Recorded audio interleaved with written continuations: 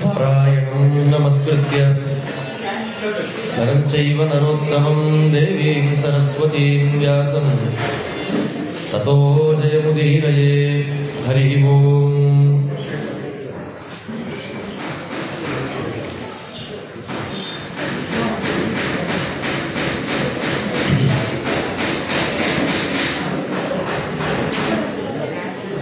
ಶುಕಾಚಾರ್ಯರನ್ನ ಪರೀಕ್ಷಿತ ಮಹಾರಾಜರು ಪ್ರಾರ್ಥನೆ ಮಾಡಿದ್ದಾರೆ. ಅವರು ಪ್ರಾರ್ಥನೆ ಮಾಡಿದಾಗ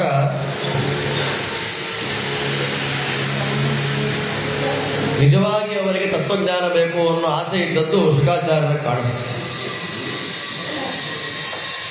ಅವನು ನಿಜವಾಗಿ ತತ್ವಜ್ಞಾನ ಅಪೇಕ್ಷೆ ಪಡ್ತಾ ಇದ್ದಾನೋ ಅಥವಾ ಶಾಪದಿಂದ ಇನ್ನು ಒಂದು ವಾರ ಆಯುಸ್ಸಿದೆ, ಏನೋ ಇದ್ರಾಯ್ತು ಹೋದ್ರಾಯ್ತು, ಹೋಗುವಾಗ ಒಂದಷ್ಟು 2 ಅಕ್ಷರ ಜ್ಞಾನ ಪಡೆದಾದ್ರೂ ಹೊರಟೋಗೋಣ, ಸುಮ್ಮನಿನ್ನೇನು ಬದುಕಿನ್ನೇನು ಮಾಡೋದು ಅನ್ನೋ ಭಾವನೆಯಿಂದ ಇದ್ದಾನೋ ಅಥವಾ ಶಾಸ್ತ್ರ ಕೇಳಲೇಬೇಕು, ಸಾಧನೆ ಮಾಡಿಕೊಳ್ಳೇಬೇಕು ಅನ್ನೋ ಆಸೆಯಿಂದ ಅವನು ಎಕ್ಸ್ಪೆಕ್ಟ್ ಮಾಡ್ತಾ ಇದ್ದಾನೋ ಅನ್ನೋದನ್ನ ಶುಕಾಚಾರ್ಯರು ಗಮನಿಸಿದಾಗ ಅವನ ಪ್ರಾರ್ಥನೆಯಲ್ಲಿ, ಆದ್ದರಿಂದ ದೇವರಲ್ಲಿ ಪ್ರಾರ್ಥನೆ ಮಾಡುವಾಗ ಕಮಾಂಡಿಂಗ್ ಇರಬಾರ್ದು. ಈ ಕೊಡ್ತೀಯ ಕೊಡಲ್ವ ನೀವು ಇವಾಗ, ಆ ಕಮಾಂಡ್ ಮಾಡತಕ್ಕಂಥವ್ರು ಜ್ಞಾನಿಗಳು ಮಾತ್ರ. ದೇವರನ್ನ ಕಮಾಂಡ್ ಮಾಡುವ ಮಟ್ಟಕ್ಕೆ ನಿಂತವ್ರು ಯಾರು? ಅಪರೋಕ್ಷ ಜ್ಞಾನಿಗಳು. ನೀನು ಕೊಡ್ಲಿಲ್ಲ ಅಂದ್ರೆ ನಿಂಗೆ ಲಾಸ್ ನೋಡು. ದೇವ್ರಿಗಂತಾರೆ, ನನಗಂದ್ರೆ ಇನ್ಯಾರಿಗೆ ಕೊಡ್ಬೇಕು ನೀನು ಕೊಡ್ಲಿಲ್ಲ ಅಂದ್ರೆ ನಿನಗೆ ಲಾಸು, ನನಗೇನಿಲ್ಲ. ತಿರುಪತಿ ದರ್ಶನಕ್ಕೆ ಯತಿಗಳೆಲ್ಲ ಹೋದಾಗ, ಕಂಬಾಲೂರು ರಾಮಚಂದ್ರ ತೀರ್ಥರು ಹೋದಾಗ ಪೂರ್ವಾಶ್ರಮದಲ್ಲಿ ಗುಡಿ ಬಾಗಿಲು ಹಾಕಿದ್ದೆ, ದರ್ಶನಕ್ಕೆ ಬಿಡದೇ ಇದ್ದ. ಇವರು ಏನಂತಾರೆ, ನೀನು ದರ್ಶನ ಕೊಡ್ಲಿಲ್ಲ ಅಂದ್ರೆ ನನಗೇನಿಲ್ಲ, ನಾಳೆ ಬೆಳಗ್ಗೆ ಜನ ನಿನ್ನನ್ನ ಬೈಯುವಾಗ ಸಮರ್ಥನೆ ಮಾಡೋ ನಾನೇ, ದರ್ಶನ ಕೊಡ್ತೀವೋ ಕೊಡಲ್ವೋ ಅಂತ ದೇವರನ್ನೇ ಗದರ್ಬಿಟ್ರು. ಈ ತೊಳಸದಕ್ಕಿ ಅತಿಂಬ ಇತ್ಯಾದಿ ಹಾಡುಗಳಲ್ಲಿ ತತ್ರಾಪಿ ನೀವು ಕನಕದಾಸರಂತೂ ಶ್ರೀನಿವಾಸ ದೇವರನ್ನ ಬೈದೇ ಬಿಡ್ತಾರೆ. ಬಂದೇವಯ್ಯ ಗೋವಿಂದ ಶೆಟ್ಟಿ, ನಿನ್ನ ಹರಿವಾಣ ತೀರ್ಥ ಪ್ರಸಾದ ಉಂಟೆದನಾಗಿ ನೀನ್ ಹತ್ರ ಊಟಕ್ಕೆ ಬಂದ್ವಿ ಅಂದ್ಕೊಂಡ್ಯ ನಾವು ಅಲ್ವಾ? ನೀನು ಪ್ರಸಾದನ ದುಡ್ಡಿಗೆ ಮಾರಿ ಹಣ ಸಂಪಾದನೆ ಮಾಡುವಂತ, ನೀನು ಬಂದವರಿಗೆಲ್ಲ ಮಡಿಕೆನಲ್ಲಿ ಅರ್ದ್ಬಿಟ್ಟು ಕೆಂಪು ನಾಮ ಮಾಡಿ ಹಾಕಿ ದುಡ್ಡು ಕೊಡಿ ಅಂತೇಳಿ ಸಂಪಾದನೆ ಮಾಡೋದು ನೀನು. ನಿನ್ನ ಹತ್ರ ನನಗೇನು, ನೀನು ಕೊಡೋದಾದ್ರೆ ಕೊಡಿಲ್ಲ ಅಂದ್ರೆ ಬೇಡ. ನಮಗೆ ದೇವರು ಅಂತ ಅಲ್ವಾ, ಸೊಂಟ ಬಗ್ಗೋಗಿರುತ್ತೆ, ಕೈ ಮುಗಿದಿರುತ್ತೆ, ಎಷ್ಟು ಭಯ ಆಗಿರುತ್ತೆ. ದೇವರನ್ನು ಸ್ತೋತ್ರ ಮಾಡಬೇಕು. ನರಸಿಂಹದೇವರು ಅಂದ್ರೆ ಇನ್ನೂ ಭಯ ಹೋಗ್ತೇನೆ. ನರಸಿಂಹ ಅನ್ನೋ ಹೆಸರು ಹೇಳ್ಬಿಟ್ರೆ ಪಿಶಾಚಿ ಅಂದ್ರೆ ಬೇಕಾದ್ರೆ ಸುಮ್ಮನೆ ಇರ್ತಾರೆ. ನರಸಿಂಹ ಅಂದ್ರೆ ಭಯ. ನರಸಿಂಹದೇವರು ಸಾಲಿಗ್ರಾಮ, ನರಸಿಂಹದೇವ್ರ ಪೂಜೆ, ತತ್ರಾಪಿ ನರಸಿಂಹದೇವರು ಕುಲದೇವರಿದ್ದಾರೆ ಅಂದ್ರೆ ಆಗೋಯ್ತು. ನೀವು ನರಸಿಂಹದೇವ್ರ ಕುಲದೇವರು ಹೇಗೆ ಬದುಕಿದ್ದೀರಿ ನೀವು ಅಂತ ಕೇಳ್ಬಿಡ್ತಾರೆ. ಯಾಕೆ ನರಸಿಂಹದೇವ್ರ ಕುಲದೇವರು ಬದುಕೋಬಾರ್ದ ಅಂತಾರೆ. ಅದರಿಂದ ಭಯ ಭಯ ಭಯ ಭಯ, ಎಲ್ಲ ವಿಷಯಕ್ಕೂ ಭಯ. ನಮಸ್ಕಾರ ಮಾಡೋದು ಅವ್ರೇನು ತಿಳ್ಕೊಳ್ತಾರೋ ಅಂತ ಭಯ ಅಲ್ವಾ? 4 ಜನ ಒಂದು ಕಡೆ ಇದ್ರೆ, 4 ಜನ ದೇವ್ರ ಪೂಜೆ ಮಾಡ್ತಾ ಇದ್ರೆ 4 ಜನ 4 ತರ ಪೂಜೆ ಮಾಡ್ತಾರೆ. ಅವಾಗ 4 ಜನಕ್ಕೂ ಮನಸ್ಸಿಗೆ ಭಾವನೆ ಬರುತ್ತೆ, ನಾನು ಪೂಜೆ ಮಾಡ್ತಿರೋದು ಸರಿಯೋ ತಪ್ಪು ಅಂತ. ಒಬ್ಬರನ್ನೊಬ್ರು ಕೇಳಕ್ಕಾಗಲ್ಲ. 4 ಜನ ನಮಸ್ಕಾರ ಮಾಡ್ತಾರೆ, ಗುರುಮಂತ್ರಾದಿಗಳು ಮಾಡ್ಕೊಳ್ತಾರೆ, 4 ಕ್ರಮ ಇರುತ್ತೆ, ನಂದು ಸರಿಯೋ ತಪ್ಪು. ನನ್ ಕೇಳಿದ್ರೆ ಜಿಜ್ಞಾಸನೆ ಮಾಡಬಾರ್ದು. ಅದಕ್ಕೆ ನೀವು ಮಾಡ್ತೀರ, ಶಾಸ್ತ್ರ ವಿರುದ್ಧವಾಗದೇ ಇದ್ರೆ ನೀವು ಮಾಡ್ತೀರ, ನಿಮಗೆ ಸರಿ.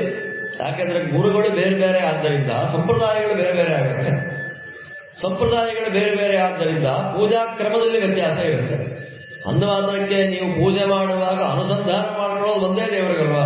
ನಿರ್ದೋಷ, ಅನಂತ ಕಲ್ಯಾಣ, ಗುಣಪರಿಪೂರ್ಣ, ನಮಗಿಂತ ಭಿನ್ನ, ಲೋಕಕ್ಕಿಂತ ವಿಲಕ್ಷಣ ಅಲ್ವಾ? ಜ್ಞಾನಾನಂದಮಯ ಶರೀರ. ಈ ಎಲ್ಲ ಕ್ವಾಲಿಟೀಸು ನಾನು ಪೂಜೆ ಮಾಡೋ ದೇವರಿಗೂ ಇದೆ, ನೀವು ಪೂಜೆ ಮಾಡೋ ದೇವರಿಗೂ ಇದೆ.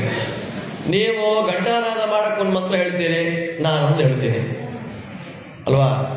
ಧೂಪಾಂಗಾರ ಮಾಡ್ಬೇಕಾ ನಿಮ್ದೊಂದು ಮಂತ್ರ ಇದೆ, ನಂದೊಂದು ಮಂತ್ರ ಇದೆ. ಮಾಡೋ ಪ್ರೊಸೀಜರ್ ಒಂದೇ. 16 ಉಪಚಾರ ಆಗಬೇಕು. 16 ಉಪಚಾರ ಆಯಿತು. ಸ್ನಾನ, ವಸ್ತ್ರ, ಯಜ್ಞೋಪವೀತ, ಗಂಧ, ಪುಷ್ಪ, ಅರ್ಚನೆ, ಧೂಪ, ದೀಪ, ನೈವೇದ್ಯ ಒಂದೇ ಕ್ರಮದಲ್ಲಿದೆ ಅಲ್ವಾ? ಸಂಧ್ಯಾ ವಂದನೆಯಲ್ಲೇ 4-6 ಊರಲ್ಲಿ 4-6 ತರ ವ್ಯತ್ಯಾಸ. ನಿಮ್ ಸಂಧ್ಯಾ ವಂದನೆ ಬೇರೆ, ನನ್ನ ವಂದನೆ ಕೇಳ್ತೀವ, ನಾವು ಯಾರು ಕೇಳ್ತೀವ? ಟೆನ್ಷನ್ ಮಾಡಿಕೊಂಡು ಗಾಬರಿ ಮಾಡಿಕೊಂಡು ಭಾಗವತ ಕೂತಾಗ ಅದೇ ಅವರೊಂಥರ ಪೂಜೆ ಮಾಡ್ತಿದ್ರು, ನಮ್ದೇನೋ ಪೂಜೆ ಆಗೋಯ್ತು. ಆ ಆಲೋಚನೆ ಒಳಗೆ ಭಾಗವತ 1.5 ಗಂಟೆ ಆಯ್ತು ಗೊತ್ತೇ ಆಗಲ್ಲ. ಪೂಜೆ ಸರಿಯೋ ತಪ್ಪೋ ಅನ್ನೋದು ನಿರ್ಣಯ ಆಗಲಿಲ್ಲ, ಭಾಗವತನೂ ಕೇಳಲಿಲ್ಲ. ಅದರಿಂದ ದೇವರ ವಿಷಯದಲ್ಲಿ ವಿನೀತ ಭಾವ ಇರಬೇಕು.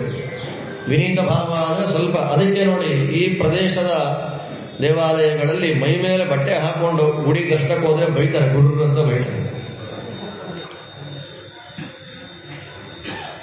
ವಸ್ತ್ರವನ್ನ ಪುರುಷರು ಸೊಂಟಕ್ಕೆ ಕಟ್ಕೊಂಡು ಹೋಗುವಂತಹ ಕ್ರಮ, ನಾನು ನಿನ್ನ ದಾಸ, ನಿನ್ನ ಮುಂದೆ ನಾನೇನು ಎದೆ ಮೇಲೆ ಬಟ್ಟೆ ಹಾಕೊಂಡು ಓಡಾಡೋದು ಅಲ್ವಾ? ಪಂಡಿತರು ಶಾಲ್ ಹಾಕೊಂಡು ಹಿಂಗ್ ಮೈ ಮೇಲೆ ಹಾಕೊಂಡು ಬರ್ರಂತ ಅದು ಕ್ರಮ. ದೇವರ ಮುಂದೆ ನಾನೇನು ಪಂಡಿತ?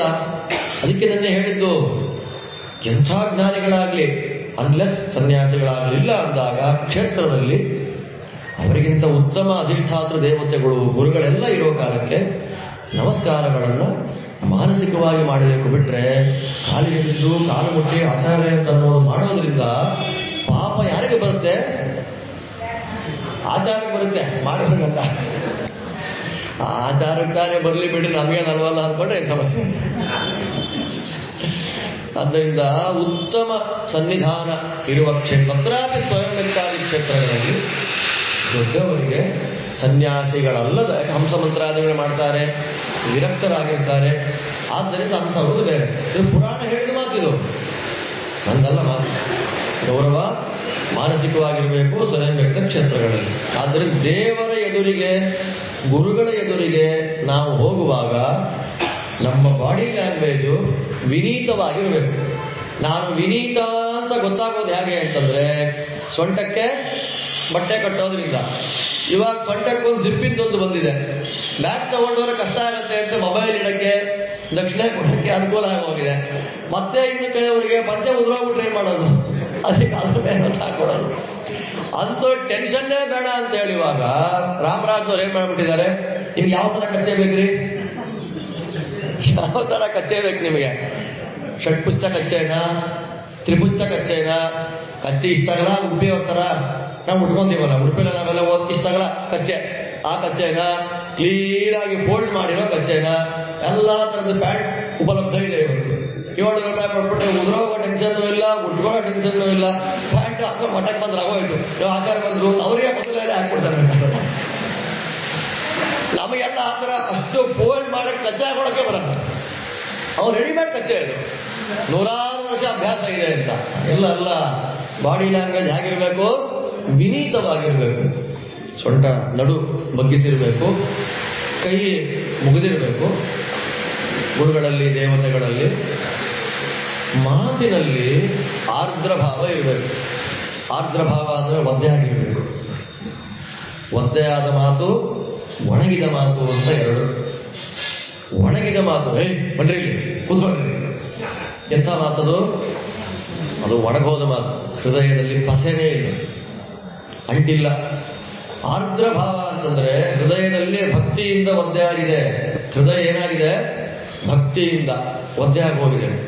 ಒದ್ದೆ ಆದಾಗ ತೆಗೆಯುವಾಗ ಜಾಗೃತಿಯಾಗಿ ತೆಗಿತೀವಿ ನೋಡಿ ಬಟ್ಟೆಗಳನ್ನ. ಮನೆಯೆಲ್ಲ ಹಾಕ್ಬಿಟ್ರೆ ಏನ್ ಮಾಡೋದಾಗರೆ ಅಂತ ಬಕೆಟಲ್ಲಿ ಬಟ್ಟೆ ಒದ್ದೆ ಆದಾಗ ನಿಧಾನವಾಗಿ ತೆಗೆದು ಹಿಂಡಿ ಅಲ್ವಾ, ಹಿಂಗ್ ಎಳೆದು ಬಿಟ್ರೆ ನಮ್ಮಿಂದ ಶುರು ಮಾಡ್ಕೊಂಡು ಹಿಂದೆ ದೇವರ ಫೋಟೋ ತನಕ ಹಾರಿಬಿಡುತ್ತೇವೆ. ನಾವು ಪರಿಷೇಕ ಮಾಡ್ಬೇಕಾದ್ರೆ ಹಾಗೆ ಇಡೀ ಹಾಲಲ್ಲಿ ಒದ್ದೆ ಕೂತಿರೋದು ಅಲ್ವಾ. ಈಗ ನೀರು ಹಾಕೊಂಡು ಈಗ ಅಂದ್ಬಿಡೋದು, ಅವನಿಗೂ ಸಮೇತ ಸೇರಿ ಅಕ್ಕಪಕ್ಕದಲ್ಲಿ ಕೂತವಾಗೆಲ್ಲ ಸೇರಿ ಪರಿಷೇಕ. ನಾವು ಎಷ್ಟು ಕಲ್ತ್ಕೊಳ್ಬೇಕಾಗಿದೆ ಅಂಶಗಳನ್ನ, ನಮಗೆಷ್ಟು. ಆದ್ರಿಂದ ಮಡಿ ಅಂತನ್ನುವ ಕಾನ್ಸೆಪ್ಟೇ ಒಳಗೂ ಶುದ್ಧಿ ಹೊರಗೂ ಶುದ್ಧಿ ಅನ್ನುವ ಕಾನ್ಸೆಪ್ಟಿಂದ ಬಂದಿದ್ದೆ ಮಡಿ. ಕೊಳೆ ಬಟ್ಟೆ ಉಟ್ಕೊಂಡ್ರೆ ಮಡಿ ಅಲ್ಲ. ಕೊಳೆ ಬಟ್ಟೆಯಾದದ್ರಲ್ಲಿ ಮನಸ್ಸು ಕೊಳಕಾಗಿರುತ್ತೆ. ಬಟ್ಟೆಯಿಂದ ವಾಸನೆ ಬರ್ತಾ ಇದ್ರೆ ಕಾನ್ಸಂಟ್ರೇಷನ್ ಇರೋದಿಲ್ಲ. ಕಾನ್ಸಂಟ್ರೇಷನ್ನೇ ಇಲ್ಲ ಅಂದ್ರೆ ನೀವು ಏನ್ ಜಪ, ಏನ್ ಪೂಜೆ, ಏನ್ ಆರಾಧನೆ, ಏನ್ ಮಾಡ್ತೀರಿ? ಆದ್ದರಿಂದ ನಾವು ಕೂಡುವ ದೇಶ ಶುದ್ಧವಾಗಿರಬೇಕು. ಯಾವ ಪ್ರದೇಶದಲ್ಲಿ ಕೂಡ್ತೀವಿ, ಮಲಮೂತ್ರ ವಿಸರ್ಜನೆ ಮಾಡುವ ಜಾಗ ಶಾಸ್ತ್ರ ಸ್ಪಷ್ಟ ಆದೇಶ ಮಾಡುತ್ತೆ. ಮಲಮೂತ್ರ ವಿಸರ್ಜನೆಗಳನ್ನು ಮಾಡುವ ಜಾಗ ಶುದ್ಧವಾಗಿರಬೇಕು. ನಮಗೆಲ್ಲ ಪಾಠಗಳು, ಶಾಸ್ತ್ರ ಗ್ರಂಥಗಳನ್ನು ಕೇಳ್ತೀವಿ, ಪೂಜೆ ಮಾಡ್ತೀವಿ, ಎಲ್ಲ ಮಾಡ್ತೀವಿ. ವಾಶ್ರೂಮನ್ನು ಹೇಗೆ ಯೂಸ್ ಮಾಡಬೇಕು ಅಂತ ನಮಗೆ ಗೊತ್ತಿರಲ್ಲ. ನಿನ್ನೆ ದಿನ ನಾನು ಜಾರ್ ಬಿದ್ದು ತಲೆ ಹೊಡ್ಕೋಬೇಕಾಗಿತ್ತಲ್ಲ, 2 ಸೆಕೆಂಡು. ಮಧ್ಯಾಹ್ನ ಚೆನ್ನಾಗಿದೆ, ಸಾಯಂಕಾಲ ಹೋಗುವಂಥದ್ದು ಆ ಥರ ಆಗಿದೆ. ಅಂದರೆ ನಾವು ಎಷ್ಟು ಕಲಿಯಬೇಕು, ನಮ್ಮ ಅನುಸಂಧಾನಗಳು ಹೇಗಿರಬೇಕು.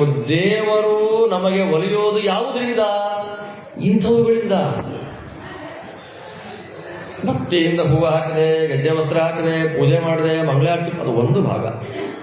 ದೇಹ ಶುದ್ಧಿ ಮತ್ತೊಂದು ಭಾಗ. ನಾವಿರುವ ವಾತಾವರಣವನ್ನು ಶುದ್ಧವಾಗಿಟ್ಟುಕೊಳ್ಳೋದು ಮತ್ತೊಂದು ಭಾಗ.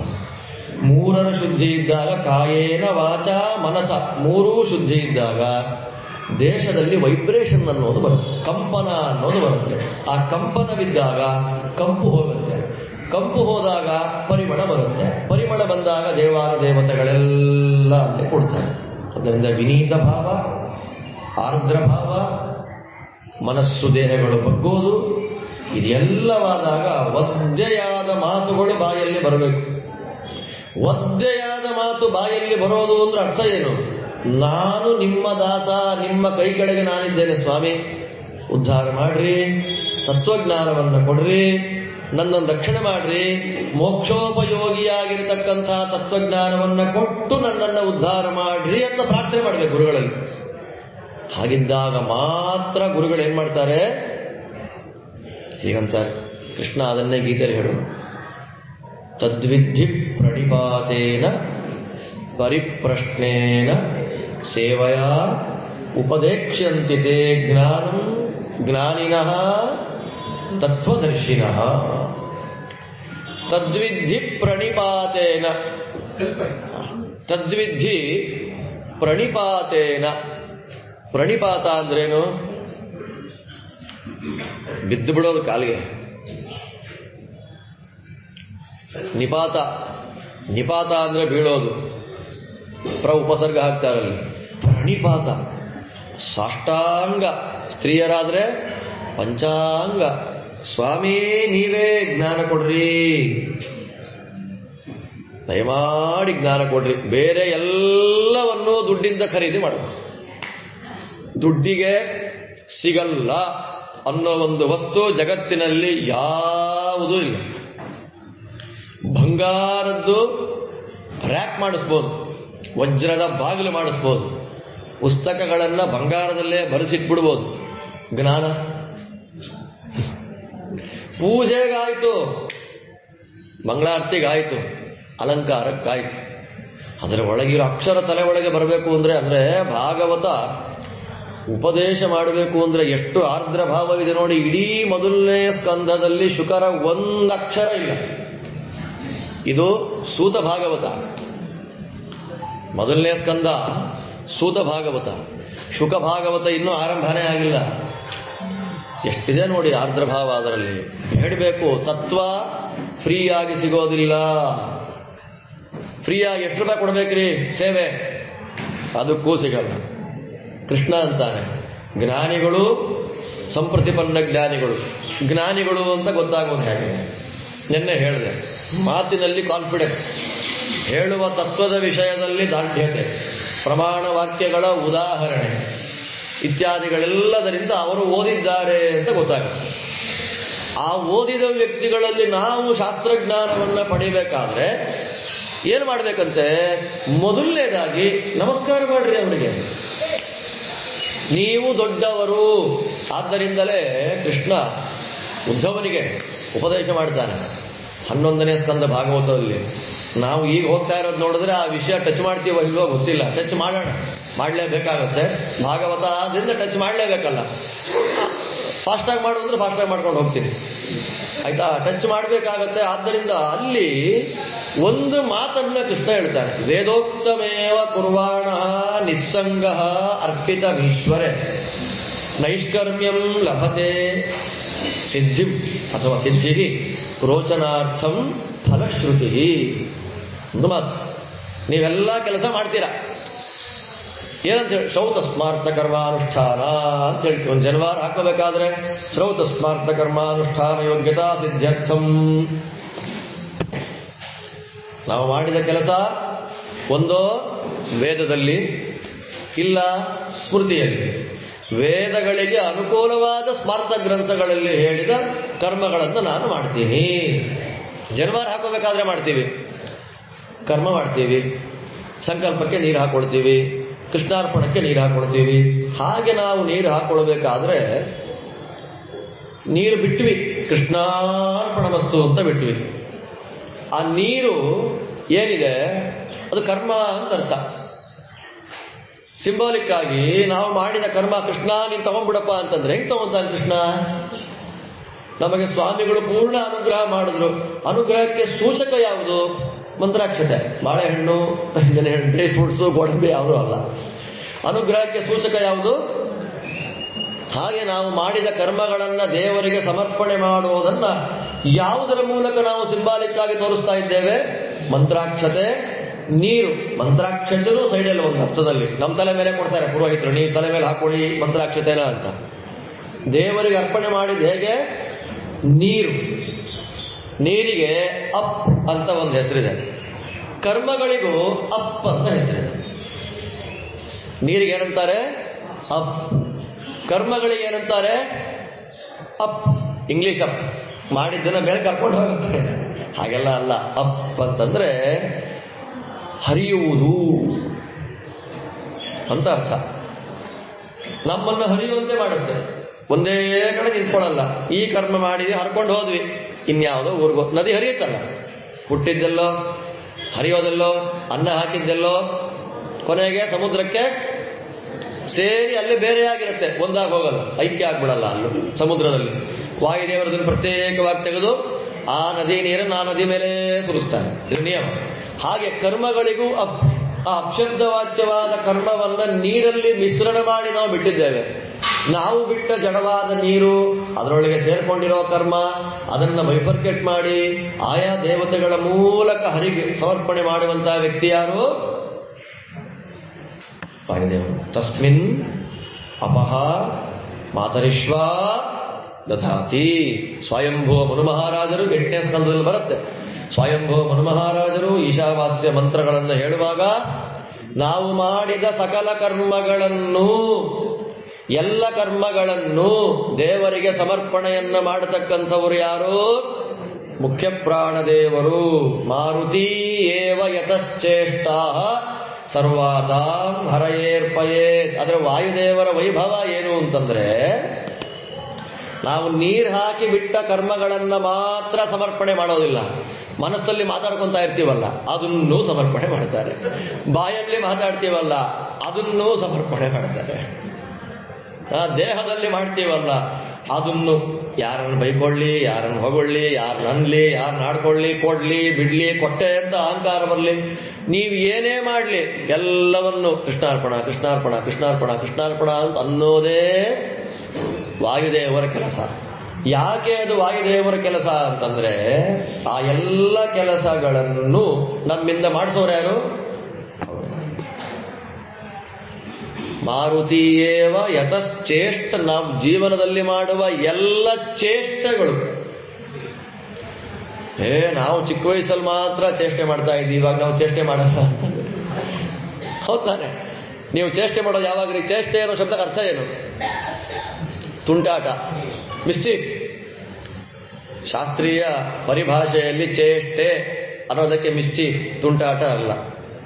ಶ್ರೀಮದ್ ಟೀಕಾಕೃತ್ಪಾದರು ಹೇಳ್ತಾರೆ, ಚೇಷ್ಟ ಅಂತಂದ್ರೆ ಹಿತಾಹಿತ ಪ್ರಾಪ್ತಿ ಪರಿಹಾರ ಇಚ್ಛಾಪೂರ್ವಕೋ ವ್ಯಾಪಾರ ಚೇಷ್ಟ. ಚೇಷ್ಟ ಅಂದ್ರೇನು? ನನಗೆ ಬೇಕಾದ್ದನ್ನು, ನನಗೆ ಏನೋ ಒಂದು ಆಗಬೇಕು, ಏನೋ ಒಂದು ಬೇಕು ನನಗೆ, ಅದಕ್ಕೋಸ್ಕರವಾಗಿ ನನ್ನ ಪ್ರಯತ್ನ. ನನಗದು ಬೇಡ, ಅದನ್ನು ದೂರ ಮಾಡ್ಕೊಳ್ಳೋಕ್ಕೋಸ್ಕರ ಒಂದು ಪ್ರಯತ್ನ. ಅದನ್ನು ಏನ್ ಕರೀತಾರೆ? ಚೇಷ್ಟ. ಹಿತ ಅಹಿತ ಪ್ರಾಪ್ತಿ ಪರಿಹಾರ. ಒಳ್ಳೆಯದನ್ನ ಪಡಿಬೇಕು, ಅದಕ್ಕಾಗೊಂದು ಪ್ರಯತ್ನ, ಅದನ್ನ ಚೇಷ್ಟೆ.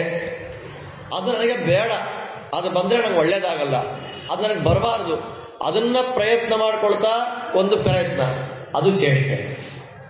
ಅದನ್ನು ಹೇಗೆ ಕರೀತಾರೆ ನೋಡಿ. ಚೇಷ್ಟ ಅನ್ನುವ ಶಬ್ದಕ್ಕೆ ಟೀಕಾಕೃತ್ಪಾದರು ಎಷ್ಟು ಚೆನ್ನಾಗಿ ಅರ್ಥವನ್ನು ಕೊಡ್ತಾರೆ.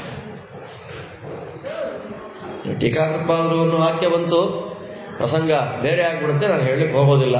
ಈಗ ಒಂದು ಮಾತು ಹೇಳಿ ನಾನು ಮುಗಿಸ್ಬಿಡ್ತೇನೆ. ಶಾಸ್ತ್ರಗಳನ್ನು ಅಧ್ಯಯನ ಮಾಡುವಾಗ, ತತ್ರಾಪಿ ಮೂಲ ಗ್ರಂಥಗಳ ಅಧ್ಯಯನವನ್ನು ಮಾಡುವಾಗ ಟೀಕಾಕೃತ್ಪಾದರ ಉಪಕಾರ ಸ್ಮರಣೆ ಇಲ್ಲದೆ, ಟೀಕಾಕೃತ್ಪಾದರ ವಾಕ್ಯಗಳ ಅಧ್ಯಯನ ಇಲ್ಲದೆ, ಟೀಕಾಕೃತ್ಪಾದರ ಮೇಲಿನ ಗೌರವ ಭಾವನೆ ಇಲ್ಲದೆ ಶಾಸ್ತ್ರಗಳನ್ನು ಅಧ್ಯಯನ ಮಾಡಿದವರು ಪರಿಪೂರ್ಣವಾದ ಶಾಸ್ತ್ರಾಧ್ಯಯನವನ್ನು ಮಾಡಿದವರಲ್ಲ. ಅಲ್ಲ, ಟೀಕಾಕೃತ್ಪಾದರಿಗೆ ಗೌರವ ಕೊಡದ ಶಾಸ್ತ್ರಾಧ್ಯಯನ ಅದು ಶಾಸ್ತ್ರಾಧ್ಯಯನ ಅಲ್ಲ. ಟೀಕಾಕೃತ್ಪಾದರಿಗೆ ಗೌರವ ಕೊಡದ ವಿದ್ವಾಂಸ ಅಲ್ಲ. ಇಡೀ ಶಾಸ್ತ್ರದ ಪರಂಪರೆ ನಿಂತಿರುವಂಥದ್ದೇ ವೇದವ್ಯಾಸರ ಮೇಲೆ. ವೇದವ್ಯಾಸ ದೇವರು ನಮಗೆ ಇಂಥವರು ಅಂತ ಗೊತ್ತಾಗುವುದೇ ಆಚಾರ್ಯರಿಂದ. ಆಚಾರ್ಯರ ವಾಕ್ಯಗಳಲ್ಲಿರುವ ಅಗಾಧತ ಅಂತನ್ನೋದು ನಮಗೆ ಗೊತ್ತಾಗುವುದೇ ಪಂಡಿತಾಚಾರ್ಯರಿದ್ದಾರೆ. ಪಂಡಿತಾಚಾರ್ಯರನ್ನ ಅರ್ಥ ಮಾಡಿಕೊಳ್ಳುವ ಮನಸ್ಸು, ಬುದ್ಧಿ, ಯೋಗ್ಯತೆ ನಮ್ಮದ್ದಲ್ಲ. ಪದ್ಮನಾಭ ತೀರ್ಥರಿದ್ದಾರೆ, ಭಟ್ಟಾರಕರು, ಸೂಕ್ಷ್ಮವಾದ ಮಾತುಗಳವರಂತೆ, ಅತಿ ಸೂಕ್ಷ್ಮ. ಒಂದೊಂದು ಕಡೆ ಆಚಾರ್ಯರ ವಾಕ್ಯವೇ ದೊಡ್ಡದು ಅನ್ಸ್ಬಿಡುತ್ತೆ, ಪದ್ಮನಾಭ ತೀರ್ಥರು ಇನ್ನೂ ಕಡಿಮೆ. ಅಷ್ಟು. ನಾರಾಯಣ ಪಂಡಿತಾಚಾರ್ಯರಿದ್ದಾರೆ, ಮಹಾನುಭಾವರು, ಪೂರ್ವ ಸೂರಿಗಳು. ಅವ್ರದ್ದೆಲ್ಲ ಏನು ಅಂದರೆ ಮಧ್ವಾಚಾರ್ಯರು ವೇದವ್ಯಾಸ ದೇವರಿಗೂ ಈ ವಾಕ್ಯದಲ್ಲಿ ಸಮನ್ವಯ, ಸಂಬಂಧ ತೋರಿಸ್ಕೊಡ್ತಾರಷ್ಟೇ. ಆದ್ದರಿಂದ ಅವರ ಗ್ರಂಥಕ್ಕೆಲ್ಲ ಸಂಬಂಧ ದೀಪಿಕಾ ಅಂತ ಹೆಸರು. ಬರೀ ಸಂಬಂಧ ತೋರಿಸೋದಷ್ಟೇ ಅವರದ್ದು. ಶಂಕರ ಪಂಡಿತಾಚಾರ್ಯರು ಆಚಾರ್ಯರ ಸಾಕ್ಷಾತ್ ಶಿಷ್ಯರು, ಸಂಬಂಧ ತೋರಿಸ್ತಾರೆ. ಇನ್ನು ನಾರಾಯಣ ಪಂಡಿತಾಚಾರ್ಯರ ಮಕ್ಕಳು ವಾಮನ ಪಂಡಿತಾಚಾರ್ಯರು ಮಿತವಾದ ಶಬ್ದಗಳಲ್ಲಿ ವ್ಯಾಖ್ಯಾನ. ಅಂದ್ರೆ ಅವತ್ತಿನ ಜನಗಳ ಮನಸ್ಥಿತಿ, ಮೈಂಡ್ಸೆಟ್ ಆಗಿತ್ತು. ಇಷ್ಟು ಹೇಳಿಬಿಟ್ರೆ ಅರ್ಥ ಆಗೋದು. ನಮಗೆ 1.5 ಗಂಟೆ ಹೇಳಿದ್ರು ಕೂಡ 2 ನಿಮಿಷ ತಲೆ ಒಳಗೆ ಹೋಗಿರಲ್ಲ. ಯಾಕೆಂದ್ರೆ ದಿನ ದಿನ ದಿನ ದಿನ ಬರ್ತಾ ಬರ್ತಾ ಮನಸ್ಸೇನಾಗ್ತಿದೆ, ಬುದ್ಧಿ. ನಮ್ಮಂಥವರಿಗೆ ಆಚಾರ್ಯರ ವಾಕ್ಯ ಅರ್ಥ ಆಗಬೇಕು ನೋಡಿ. ವೇದವ್ಯಾಸರ ಅರ್ಥ ಆಗಬೇಕು, ಆಚಾರ ಅರ್ಥ ಆಗಬೇಕು, ಪಂಡಿತಾಚಾರ್ಯರು 3 ಜನ ಪಂಡಿತಾಚಾರ್ಯ ಅರ್ಥ ಆಗಬೇಕು. 4 ಜನ ಸೇರಿಸ್ಕೊಂಡ್ರೆ ಇವರು ಟೀಕಾಕೃತ್ಪಾದರ ನಂತರವೋ ಸಮಕಾಲೀನವೋ ಇರಬಹುದು. ವಾಮನ ಪಂಡಿತಾಚಾರ್ಯ, ತ್ರಿವಿಕ್ರಮ ಪಂಡಿತಾಚಾರ್ಯರು, ನಾರಾಯಣ ಪಂಡಿತಾಚಾರ್ಯರು, ಶಂಕರ ಪಂಡಿತಾಚಾರ್ಯರು, ಅವನ ಪಂಡಿತಾಚಾರ್ಯರು. ಇವರ ಮಾತಿನ ಮೇಲೆ ಗೌರವ ಹೋಗಬಾರದು, ಅವ್ರ ಅರ್ಥ ಆಗಬೇಕು. ವಿಶೇಷವಾಗಿ ಪದ್ಮನಾಭ ತೀರ್ಥ ಭಟ್ಟಾರಕರ ಅರ್ಥ ಆಗಬೇಕು. ಇವರೆಲ್ಲರ ಮಾತುಗಳ ಹಿನ್ನೆಲೆಯಲ್ಲಿ ಆಚಾರ್ಯರ ಮಾತಿನ ಬ್ಯಾಕ್ಗ್ರೌಂಡ್ನಲ್ಲಿ ವೇದವ್ಯಾಸರನ್ನು ಅರ್ಥ ಮಾಡ್ಕೊಳ್ಬೇಕು. ಎಷ್ಟು ಕಷ್ಟ! ಈ ಕಷ್ಟ ಕಾಲವನ್ನು, ದುರಿತ ಕಾಲವನ್ನು ಪರಿಹಾರ ಮಾಡಿಕೊಟ್ಟ ಮಹಾನುಭಾವರು ಯಾರು? ಶ್ರೀಮಠ್ ಟೀಕಾಕೃತ್ಪಾದರು. ಇದೇ ಊರಲ್ಲೇ ಒಂದು ಗ್ರಂಥ ಬಂತು ನಮಗೆ, ತಾತ್ಪರ್ಯ ಚಂದ್ರಿಕಾ ಅನ್ನುವಂತಹ ಗ್ರಂಥ ಬಂತು. ಇಲ್ಲೇ ಬರೆದಿದ್ದು. ಯಾರು ಬರೆದಿದ್ದು? ಅವರಲ್ಲಿ ಟೀಕಾಕೃತ್ಪಾದರ ವಾಕ್ಯಗಳನ್ನು ವರ್ಣನೆ ಮಾಡುವಾಗ ಒಂದು ಮಾತು ಹೇಳ್ತಾರೆ. ಚಿತ್ರೈಹಿ ಪದೈಶ್ಚ ಗಂಭೀರೈಹಿ ವಾಕ್ಯೈಹಿ ಅಖಂಡಿತೈಹಿ ಮಾನೈಹಿ ಗುರುಭಾವಂ ವ್ಯಂಜಯಂತಿ ಭಾತಿ ಶ್ರೀ ಜಯತೀರ್ಥವ. ಜಯತೀರ್ಥರ ಮಾತುಗಳು ನಮಗೆ ಗೌರವದ ಭಾವನೆಯನ್ನು ಮೂಡಿಸುತ್ತೆ. ಹೆಂಗೆ? ಚಿತ್ರವಾದ ಪದಗಳಿಂದ. ಅದು ಬೇರೆ ಆಗೋಗುತ್ತೆ, ಅದಕ್ಕೆ ಗುರು ಅಂತ ಬಂತಾನೆ, ಅದಕ್ಕೆ ಹೇಳ್ತಿರೋದಷ್ಟೇ. ಚಿತ್ರವಾದ ಪದಗಳಿಂದ. ಆಮೇಲೆ ವಿಚಿತ್ರವಾದ ಗಂಭೀರವಾದ ಮಾತುಗಳಿಂದ. ಚಿತ್ರವಾದ ಪದಗಳು, ಗಂಭೀರವಾದ ಮಾತುಗಳು, ಖಂಡನೆ ಮಾಡಲಿಕ್ಕೆ ಆಗದೇ ಇರತಕ್ಕ ಪ್ರಮಾಣಗಳು. ಇದನ್ನು ನೋಡಿಬಿಟ್ರೆ ಜಯತೀರ್ಥರು ಎಷ್ಟು ದೊಡ್ಡವರು ಅನ್ನುವ ಜ್ಞಾನ ನಮಗೆ ಬರುತ್ತೆ. ಒಂದು ಚೇಷ್ಟೆ ಅನ್ನೋ ಶಬ್ದ ನಮ್ಗೆ ಅರ್ಥ ಆಗಲಿಲ್ಲ, ಚೇಷ್ಟ ಅನ್ನೋ ಶಬ್ದ ಅರ್ಥ ಆಗಲಿಲ್ಲ. ಚೇಷ್ಟ ಅನ್ನೋ ಶಬ್ದಕ್ಕೆ ಡೆಫಿನೇಷನ್ ತೋರಿಸ್ಬಿಡಿ, ಇದು ಬಿಟ್ಟು ಬೇರೆ ಡೆಫಿನೇಷನ್ ತೋರಿಸಿ. ಅವರಾಡಿದ ಮಾತುಗಳ ಹಿನ್ನೆಲೆಯಲ್ಲಿ, ಅವರಾಡಿದ ಮಾತುಗಳ ಬ್ಯಾಕ್ಗ್ರೌಂಡ್ನಲ್ಲಿ ಎಷ್ಟು ಅರ್ಥ ಇದೆ.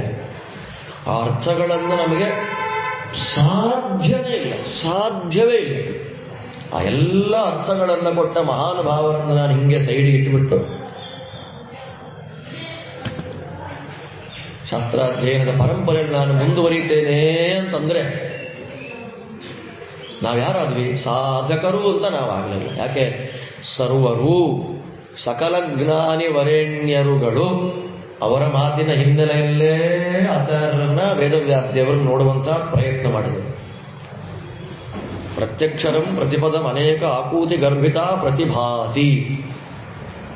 ನಾನು ಬರೆಯಲ್ಲ ಅಂತಾರೆ ಮಂತ್ರಾಲಯ ಪ್ರಭು. ಒಂದು ಅಕ್ಷರಗಳಲ್ಲಿ ನನಗೆ 100 ಅರ್ಥ ಕಾಣ್ತಾ ಇದ್ದಾರೆ. ಒಂದು ಅಕ್ಷರಕ್ಕೆ 100 ಅರ್ಥ. ಯಾರನ್ನೋದು? ಸರ್ವ ಸಂಪ್ರತಿಪನ್ನರು ರಾಯರು.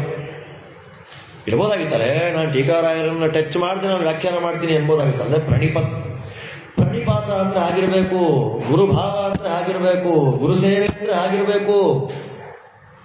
ನಮ್ಮ ಮಾತಿನ ಆರ್ದ್ರ ಭಾವನೆ, ಅಲ್ಲಿ ಬಂದೆ ನಾನು, ಮಾತಿನ ಆರ್ದ್ರ ಭಾವನೆ ಅಂದ್ರೆ ಆಗಿರಬೇಕು. ಗುರುಗಳ ಮೇಲೆ ಶ್ರದ್ಧೆಯೇ ಇಲ್ಲದ ಗ್ರಂಥಗಳ ಅಧ್ಯಯನ, ಗುರುಗಳಿಗೆ ನಮಸ್ಕಾರವೇ ಮಾಡದ ಅಧ್ಯಯನ. ನಾಯಿ ಮೊಲೆಯ ಹಾಲಿದೆ, ಕುಡಿತೀವ. ಆ ಹಾಲು ಯಾರಿಗೆ? ನಾಯಿ ಮೊಲೆಯಲ್ಲಿರುವ ಹಾಲು ಯಾರಿಗೆ? ನಾಯಿ ಮರಿಗಳಿಗೆ. ಹಸುಕರುಗಳಿಗಲ್ಲ, ಮನುಷ್ಯರಿಗಲ್ಲ. ಶ್ರೀಮದಾಚಾರ್ಯ ಹೇಳ್ತಾರೆ, ಗುರುಗಳ ಅನುಗ್ರಹ ಎಷ್ಟು ಪ್ರಧಾನವದೇವ ಹಿ ತದುಕ್ತಂ. ಶ್ರೀಮದ್ ಬ್ರಹ್ಮಸೂತ್ರ. ಓಂ ಪ್ರಧಾನವದೇವ ಹಿ ತದುಕ್ತಂ. ಗುರುಗಳು ಸಂಪೂರ್ಣ ಅನುಗ್ರಹದಿಂದ ತಲೆಯ ಮೇಲೆ ಕೈ ಇಟ್ಟು, ನಾನು ಪಾಠ ಮಾಡಿದ ಶಾಸ್ತ್ರ ನಿನಗೆ ಒಲಿಯಲಿ ಅಂದ್ರೆ ಮಾತ್ರ ಅರ್ಥಕ್ರಿಯಾಕಾರಿ. ಇಲ್ಲ 100 ಪುಸ್ತಕ ಓದ್ಲಿ, 1 ಅಕ್ಷರ ಮಾತಾಡ್ಲಿಕ್ಕೆ ಬರೋದಿಲ್ಲ. ಯದ್ದದ್ಯಾತ್ ಸುಪ್ರಸನ್ನಧೀ. ಏನೋ ಬಂದ್ಬಿಟ್ಟಿದಾನವ, ಪ್ರಾಣ ತಿಂತಾ ಇದ್ದಾನೆ, ಪಾಠ ಮಾಡು ಮಾಡು ಮಾಡು. 2 ಅಕ್ಷರ ಮಾಡಿ ಕಳಿಸ್ಬಿಡೋಣ. ಸುಪ್ರಸನ್ನರಾಗಿ, ಒಳ್ಳೇದಾಗ್ಲಪ್ಪ ಮಗು ನಿನ್ಗೆ, ಚೆನ್ನಾಗಿ ಓದು, ಅಧ್ಯಯನ ಮಾಡು, ಪಾಠ ಪ್ರವಚನ ಮಾಡು, ದೇವರ ದರ್ಶನ ಕೊಡ್ಲಿ ನಿನಗೆ ಅಂತ ಹೀಗಂದ್ರೆ ಅವ್ರು ಪಾಠ ಮಾಡಿದ್ದಲ್ಲ, ಅವ್ರು ಯಾವ್ದು ಪಾಠ ಮಾಡಿಲ್ಲ ಅದೆಲ್ಲ ಬಂದ್ಬಿಡುತ್ತೆ. ಉಪನಿಷತ್ತಿನ ವಾಕ್ಯ ಇದು, ಶಾಸ್ತ್ರದ ವಾಕ್ಯ ಇದು. ಗುರುಗಳು ಯಾವುದು ಪಾಠ ಮಾಡಿಲ್ಲ ಅದೆಲ್ಲವನ್ನೂ ಕೊಟ್ಬಿಡ್ತಾರೆ, ಅನುಗ್ರಹ ಮಾಡಿಬಿಡ್ತಾರೆ ಗುರುಗಳು. ಆದ್ದರಿಂದ ಟೀಕಾಕೃತ್ಪಾದರ ಮಹತ್ವವನ್ನ ದಯಮಾಡಿ ಯಾರು ಕೆಳಗೆ ಮಾಡಬೇಡಿ, ಕೆಳಗೆ ಮಾಡುವವರಿಗೆ ಗೌರವವನ್ನು ಕೊಡಬೇಡಿ ಅಂತ ಹೇಳ್ತಾ, ಚೇಷ್ಟ, ನಾವು ಮಾಡುವ ಕೆಲಸ ಚೇಷ್ಟೆ ಅಂದ್ರೆ ಏನು? ಒಳ್ಳೆಯದನ್ನ ಪಡೀಲಿಕ್ಕೆ, ಕೆಟ್ಟದ್ದನ್ನ ಬಿಡಲಿಕ್ಕೆ ಮಾಡುವಂತ ನಮ್ಮ ಪ್ರಯತ್ನ, ಅದು ಚೇಷ್ಟ. ನಮಗೆ ಒಳ್ಳೆಯದು ಯಾವುದು, ನಮಗೆ ಕೆಟ್ಟದ್ದು ಯಾವುದು ಅನ್ನೋದನ್ನ ನಮ್ಮ ಯೋಗ್ಯತೆಗೆ ಅನುಗುಣವಾಗಿ ಪೂರ್ಣವಾಗಿ ತಿಳಿದಂಥವ್ರು ಯಾರು? ಗುರುಗಳು. ಅಂತಹ ಗುರುಗಳಲ್ಲಿ ನಾನು ಶಾಸ್ತ್ರಜ್ಞಾನ ಬೇಕು ಅಂತ ನಮಸ್ಕಾರ ಮಾಡಬೇಕಾದ್ರೆ ನನ್ನ ಬಾಡಿ ಲ್ಯಾಂಗ್ವೇಜು, ನನ್ನ ಮಾತು, ನನ್ನ ಕಥೆ, ನನ್ನ ವಿನಯ ಅದು ಹೇಗಿರಬೇಕು? ಪ್ರಣಿಪಾತೇನ. ದೇವರೇ ಹೇಳಿದ ಮಾತು ಪ್ರಣಿಪಾತ. ಹಿಡಿದುಬಿಡು ಕಾಲವನ್ನದ್ದು. ನಿನಗೇನು ಒಳ್ಳೇದಾಗ್ಲಿ, ಶುಭಾನ್ ಧ್ಯಾಯಂತಿ ಏಕಾಮಾನ್ ಗುರುದೇವ ಪ್ರಸಾದಜಾನ್ ಇತರಾನ್ ಆತ್ಮಪಾಪೋತ್ಥಾನ್ ತೇಷಾಂ ವಿದ್ಯಾ ಫಲಿಷ್ಯತಿ. ಯಾರ ಮಾತಿದು? ಸರ್ವಜ್ಞ ಶಿಖಾಮಣಿಗಳಾದ ವಾಯುದೇವರ ಮಾತು, ಆಚಾರ್ಯರ ಮಾತು. ಸ್ಮೃತ್ವಾ ಗುರುಂ ಪೂರ್ವ ಗುರುಂ ಆದಿ ಮೂಲ ಗುರುಂ ತಥಾ ದೇವತಾಂ ವಾಸುದೇವಂಚ ವಿದ್ಯಾಭ್ಯಾಸೀತು ಸಿದ್ಧಿಭಾ. ವಿದ್ಯೆ ಬರೋದು ದೊಡ್ಡದಲ್ಲ, ಸಿದ್ಧಿ ಆಗಬೇಕು. ಹೇಳಿದ ಮಾತು ಮನಸ್ಸಿನ ಒಳಗೆ ಹೋಗುವಂತಿರಬೇಕು. ಇಲ್ಲಿ ಹೋಗಿ ಏನೋ ಹೇಳ್ತಾ ಇದ್ದಾನಪ್ಪ, ಇಲ್ಲಿ ಹೋಗಿ ಇಲ್ಲಿ ಬಿಟ್ಬಿಡೋದಲ್ಲ. ಒಬ್ಬರ ಮಾತು, ನಾವು ಯಾರ್ದಾದ್ರೂ ಮಾತು ಕೇಳಿದ್ರೆ ಆ ಮಾತು ಮನಸ್ಸಿನ ಒಳಗೆ ಹೋಗಿ, ಹೌದಲ್ವಾ? 1.5 ಗಂಟೆ ಕೇಳಿದ ಮಾತು, 10 ನಿಮಿಷ ಕೇಳಿದ ಮಾತು, ಒಂದು ವಿಷಯ, ಹೌದಲ್ವಾ? ಮಾಡಬೇಕಲ್ವಾ? ತಪ್ಪು ಮಾಡಿದ್ರೆ ತಪ್ಪು ಮಾಡ್ತಿದ್ದೀನಲ್ವಾ, ಸರಿ ಮಾಡ್ಕೊಳ್ಬೇಕಲ್ವಾ? ಸರಿ ಮಾಡ್ತಾ ಇದ್ರೆ ನಾನು ಮಾಡ್ತಿರೋದು ಸರಿ ಅಲ್ವಾ, ಇನ್ನೂ ಶುದ್ಧ ಮಾಡ್ಕೊಳ್ಬೇಕಲ್ವಾ ಅನ್ನುವಂತೆ ಮನಸ್ಸನ್ನ ಬಡಿದು ಎಬ್ಬಿಸುವಂತೆ ಇರಬೇಕು ಮಾತು. ಆ ರೀತಿಯಾದ ಮಾತುಗಳನ್ನ ಯಾರೋ ಒಬ್ಬ ಆಡ್ತಾ ಇದ್ದಾನೆ ಅಂದ್ರೆ ಅವನಿಗೆ ಗುರು, ಪರಮಗುರು, ಪೂರ್ವಗುರು, ಆದಿಗುರು, ಮೂಲಗುರು, ವೇದವ್ಯಾಸ, ವಾಸುದೇವ ಅನುಗ್ರಹ ಪೂರ್ಣವಾಗಿದೆ ಅಂತ ಅರ್ಥ. ಅವ್ರು ಯಾರೂ ಇಲ್ಲದೆ ನಾನೊಬ್ನೇ ಬಂದಿಲ್ಲ. ತದ್ವಿಧಿ ಪ್ರಣಿಪಾತೇನ, ಪ್ರಣಿಪಾತ ಹಿಡಿದು ಬಿಡಬೇಕು ಕಾಲ ಅವರದ್ದು. ಹಿಡಿದ ಮೇಲೆ ಅವ್ರು ಏನ್ ಮಾಡ್ತಾರೆ, ಮಗು ಪ್ರಶ್ನೆ ಕೇಳಪ್ಪ ಅಂತಾರೆ. ಕೃಷ್ಣ ಅಂದ. ಅದು ಎರಡನೇದು. ಆ ಎರಡನೇದು ಯಾವುದು? ಪರಿಪ್ರಶ್ನೇನ.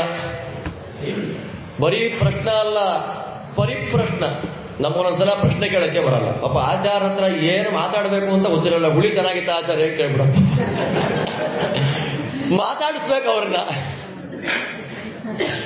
ಜ್ಞಾನಿಗಳನ್ನ, ವಿದ್ವಾಂಸರನ್ನ, ಪಂಡಿತರನ್ನ, ಸ್ವಾಮಿಗಳನ್ನ, ತಿಳಿದವರನ್ನ, ಉತ್ತಮರನ್ನ ತಪ್ಪಲ್ಲ. ಮಾತಾಡಿಸ್ಬೇಕು ಅನ್ನೋದು ಖಂಡಿತವಾಗಲೂ ಪರಸ್ಪರ ಇಂಟ್ರಾಕ್ಷನ್ ಇದ್ದಾಗ ಮಾತ್ರ, ತತ್ವ ಅರಣಿ ಮತನಾದಾಗ ಮಾತ್ರ ಬೆಂಕಿ ಬರೋದು. ಒಂದೇ ಮುಖದಿಂದ ಬರ್ತಾ ಇದ್ರೆ ಏನಿಲ್ಲ. ಉಪ್ಪಿನಕಾಯಿ ಚೆನ್ನಾಗಿತ್ತ ಆಚಾರೆ, ಎಲೆ ತುಂಬ ಚಿಕ್ಕದಾಗ ಹೋಗ್ತಾರ ಪಾಪ ನಿಮಗೆ. ಅದು ಯಾಗ ನೆನ್ನೆ ಊಟ ಆಗಿರುತ್ತೆ, ಇವತ್ತು ಕೇಳೋದು ನೆನ್ನೆ ಎಲೆ ತುಂಬ ಚಿಕ್ಕದಾಗಿತ್ತು ನಿಮಗೆ, ಸಾರೇ ಕಲ್ಸ್ಕೊಳಕ್ಕಾಗಿಲ್ಲ. ಮತ್ತು ನಂಗೆ ದೊಡ್ಡದಾಗಿತ್ತು ಎಲೆ, ಆಮೇಲೆ ಇಲ್ಲಿನ ಬಗ್ಗೆ ಮಾತಾಡ್ತಾ ಇದ್ದೆ. ಅಂದ್ರೆ ಮಾತಾಡಬೇಕು ಅಂತ ನಮಗೆ ಶಾಸ್ತ್ರ ಆದೇಶ ಮಾಡುತ್ತೆ. ಪರಿಪ್ರಶ್ನ, ಪ್ರಶ್ನೆ ಏನ್ ಕೇಳಬೇಕು? ಶ್ರೀಮದಾಚಾರ್ಯ ಅಂತಾರೆ, ಮೊದಲು ಪ್ರಶ್ನೆ ಕೇಳೋದು ಕಲ್ತ್ಕೊಳ್ರಪ್ಪ ಅಂತ. ಶ್ರೀಮದ್ ಅನುವ್ಯಾಖ್ಯಾನದಲ್ಲಿ ಆಚಾರ್ಯರು ಗುರುಗಳಲ್ಲಿ ಏನು ಪ್ರಶ್ನೆ, ಪರೀಕ್ಷಿತ ಪ್ರಶ್ನೆ ಕೇಳಿದ ವೈಭವ ಅದು. ಅದಕ್ಕೆ ಭಾಗವತ ಮುಂದೆ ಹೋಗಲ್ಲ. ಭಾಗವತ ಮುಂದೆ ಹೋಗಲ್ಲ. ಭಾಗವತದಲ್ಲಿ ಏನಿಲ್ಲ.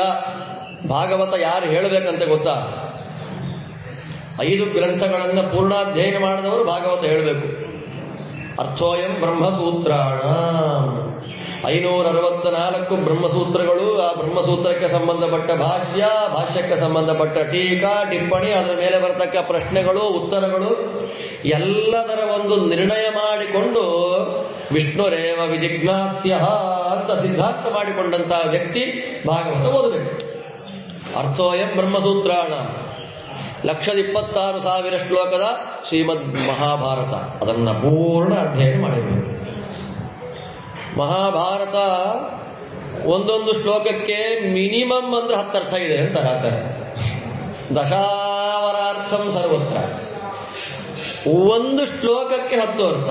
ಅದರಲ್ಲಿ ಬರುವಂತಹ 700 ಶ್ಲೋಕದ ಭಗವದ್ಗೀತೆ ಇದೆ ಅಲ್ಲ, ಆ 700 ಶ್ಲೋಕದ ಭಗವದ್ಗೀತೆಯನ್ನ ಎಷ್ಟು ಕಂಪ್ರೆಸ್ ಮಾಡಿದ್ದಾನೆ ಕೃಷ್ಣ ಅಂತಂದ್ರೆ, 42 ಸೈಜ್ ಅಂಗಿ ಹಾಕೊಳ್ಳೋನ್ನ 16 ಅಂಗಿ ಕೊಟ್ಬಿಟ್ರೆ ಹೆಂಗಿರುತ್ತೆ ಅವ್ರಿಗೆ? 100 ಕೋಟಿ ಶ್ಲೋಕದ ಇದು ಪಂಚರಾತ್ರ, 100 ಕೋಟಿ ಶ್ಲೋಕದ ಪಂಚರಾತ್ರ ಇದೆ ಅಲ್ಲ, ಆ 100 ಕೋಟಿ ಶ್ಲೋಕದ ಪಂಚರಾತ್ರವನ್ನ ಒಟ್ಟಿಗೆ ಹೀಗಂದಾಗ ಒಂದು ಹನಿ ಜ್ಯೂಸ್ ಬಿತ್ತಲ್ಲ, ಅದೇ ಗೀತೆ. ತತ್ ಸಂಕ್ಷೇಪತಶ್ಚ ಗೀತೆಯಂ, ಶ್ರೀಮದಾಚಾರ್ಯರ ಮಾತು ಗೀತಾ ತಾತ್ಪರ್ಯದ ಆರಂಭದಲ್ಲಿ. 100 ಕೋಟಿ, ಎಲ್ಲಿ 100 ಕೋಟಿ? 100 ಕೋಟಿ ಶ್ಲೋಕಾತ್ಮಕವಾದ ಶ್ರೀಮದ್ ಪಂಚರಾತ್ರ, ನಾರಾಯಣನೇ ಬರೆದ ಶಾಸ್ತ್ರ. ಅದನ್ನ ಕೃಷ್ಣ ಹೀಗಂದು ಒಂದು ಹನಿ ಕೊಟ್ಟ, ಅದು ಗೀತೆ ಆಯ್ತು ನಮಗೆ. ಅದನ್ನ ಅರ್ಥ ಮಾಡ್ಕೊಳಕ್ಕೆ ಅರ್ಥ. ಅದರಲ್ಲಿ ಬರುವಂತ ಗೀತೆಯ ಸಾರ ಯಾರು? ಗೀತೆ ಏನ್ ಹೇಳ್ತಾ ಇದೆ? ದ್ವಾಯಮೌ ಪುರುಷೌ ಲೋಕೆ ಕ್ಷರಶ್ಚಾಕ್ಷರ ಏವಚ. ಗೀತೆಯ ಸಾರ ಪುರುಷೋತ್ತಮ, ದೇವರು ಪುರುಷೋತ್ತಮ ಅಂತ ಅನುಸಂಧಾನ ಮಾಡೋದು ಹೇಗೆ? ತಾನಿ ವಕ್ಷ್ಯಾಮಿ ಭೂತಯೇ, ಯಾವುದದು? ಸಹಸ್ರನಾಮ. ಆ ಸಹಸ್ರನಾಮದ ಒಂದೊಂದು ನಾಮಗಳಿಗೆ ಮಿನಿಮಮ್ ಅಂದ್ರೆ 100 ಅರ್ಥ. ಸಹಸ್ರನಾಮದ ಒಂದೊಂದು ನಾಮಗಳಿಗೆ ಮಿನಿಮಮ್ ಅಂದ್ರೆ ಎಷ್ಟರ್ಥ? ಆಚಾರ್ಯರ ಒಂದು ಕಾರ್ನೂರು ಮಹಾಲಿಂಗೇಶ್ವರ ದೇವಸ್ಥಾನಕ್ಕೆ ಹೋದಾಗ, ಅಲ್ಲಿ ಕೂತಾಗ ಐತರೇಯ ಸೂಕ್ತದ ಪ್ರವಚನ ಮಾಡಿ ಅಂತ ಕೇಳಿದಾಗ, ಪಂಡಿತರು ಬೇರೆ ಅರ್ಥ ಹೇಳಿದಾಗ ಆಚಾರ್ಯ ಅಂತಾರೆ, ಸ್ವಾಮಿ ನೀವು ಹೇಳಿದ ಅರ್ಥ ಬೇರೆ ಆಗಿದೆ ಅಂತ ಆಚಾರ್ಯರು ಕೇಳಿದ್ರೆ, ಹೌದಪ್ಪ ನಾ ಹೇಳಿದ ಅರ್ಥವೂ ಸರಿ, ನೀವು ಹೇಳಿದ್ದೂ ಸರಿ, ಇದೆರಡಕ್ಕಿಂತ ಭಿನ್ನವಾದ ಮತ್ತೊಂದು ಅರ್ಥ ಇದೆ ಅಂತ ಹೇಳಿದಾಗ, ಅರೆ ಹೌದಾ? ಅಷ್ಟಲ್ಲ, ಮಹಾಭಾರತ ಮಿನಿಮಮ್ 10 ಅರ್ಥ ಇದೆ, ಅದರಲ್ಲಿ 3 ಭಾಗ ಇದೆ ನೋಡಿ. 10 ಅರ್ಥ ಇದೆ, 3 ಭಾಗ ಆಸ್ತಿಕಾದಿ, ಉಪರಿಚರಾದಿ, ಮನ್ವಾದಿ. ಏನಪ್ಪ ಇದು? ಅದರಲ್ಲಿ ಬರುವಂತಹ ಗೀತೆ ಪಂಚರಾತ್ರದ ಒಂದು ಹನಿ, ಅದರಲ್ಲಿ ಬರುವಂತಹ ಸಹಸ್ರನಾಮ, ಒಂದೊಂದು ನಾಮಗಳಿಗೆ 100 ಅರ್ಥ. ಸಿಕ್ಕಾಕೊಂಡ್ರು ಮಧ್ವಾಚಾರ್ಯ, ಹೇಳ್ರಿ ನೋಡೋಣ ಅಂತ. ಫ್ರೀಯಾಗಿ ಕೊಡಲ್ಲ ಆಚಾರ್ಯರೇನು. ಆಚಾರ್ಯ ಹೇಳ್ತಾರೆ, ನಾನು ಹೇಳಿದ್ದನ್ನು ಮತ್ತೆ ಒಪ್ಪಿಸ್ತೀರಾ ಅಂತ. ಓ, ನಮಗೆಲ್ಲ ಮೆಮೊರಿ ಪವರ್ ಜೋರಾಗಿದೆ. ಕೂತ್ರು, ನೀನತ್ತು. ಆಚಾರ್ಯರು ಹೇಳ್ತಾ ಇದ್ದಾರೆ, ಪ್ರತ್ಯಯ ಪ್ರಕೃತಿ ಸಂಗಮ ಭಂಗಿ ಶಬ್ದಶಾಸ್ತ್ರ ವಿಹಿತಾಂ ಪ್ರತಿದರ್ಶ ಶುದ್ಧದಿ ಶ್ರುತಿ ಶಿರಶತ ಸಿದ್ಧಾಮಭ್ಯದಾತ್ ಸಪದಿ ವಿಶ್ವ ಪದಾರ್ಥಾಂ ಯಾವದರ್ಥ ಶತಕರ್ಣ ವಿಶಂಕಃ. ಗಾಬರಿ ಆಗ್ಬಿಟ್ರವರೆಲ್ಲ. ವಿಶ್ವ ಸಂಶಯ ಪಯೋಂಧುಗಣಾವ, ಪ್ರಳಯ ಸಮುದ್ರ ನನ್ನ ಎದುರಿಗೆ ಬಂದಿದೆ, ತಗೋ ನೀರದ್ರಲ್ಲಿ ಅಂದ್ರೆ.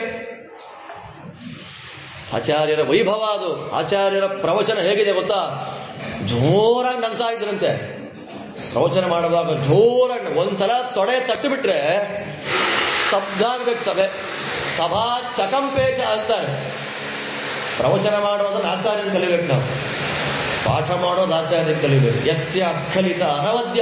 ಪಂಡಿತಾಚಾರ್ಯ ಅಂತಾರೆ, ಯಾರ ಪ್ರವಚನವನ್ನು ಕೇಳೋದ್ರಿಂದ ಆಬಾಲ ವಿಪಾಲಾದಿ ಪಂಡಿತ ವರ್ಗವೆಲ್ಲವೂ ಅಮೃತ ಸಮುದ್ರದಲ್ಲಿ ಮುಳುಗಿ ಎದ್ದ ಅನುಭವ ಅನುಭವಿಸ್ತಾ ಇದ್ದಾರೋ ಹಾಗೆ ಪ್ರವಚನ ಮಾಡತಕ್ಕ ವ್ಯಕ್ತಿಗಳು ನಮ್ಮ ಆಚಾರ್ಯರು ಅಂತ ಪಂಡಿತಾಚಾರ್ಯರು ಮಧ್ವವಿದಯದಲ್ಲಿ ಹೇಳ್ತಾರೆ.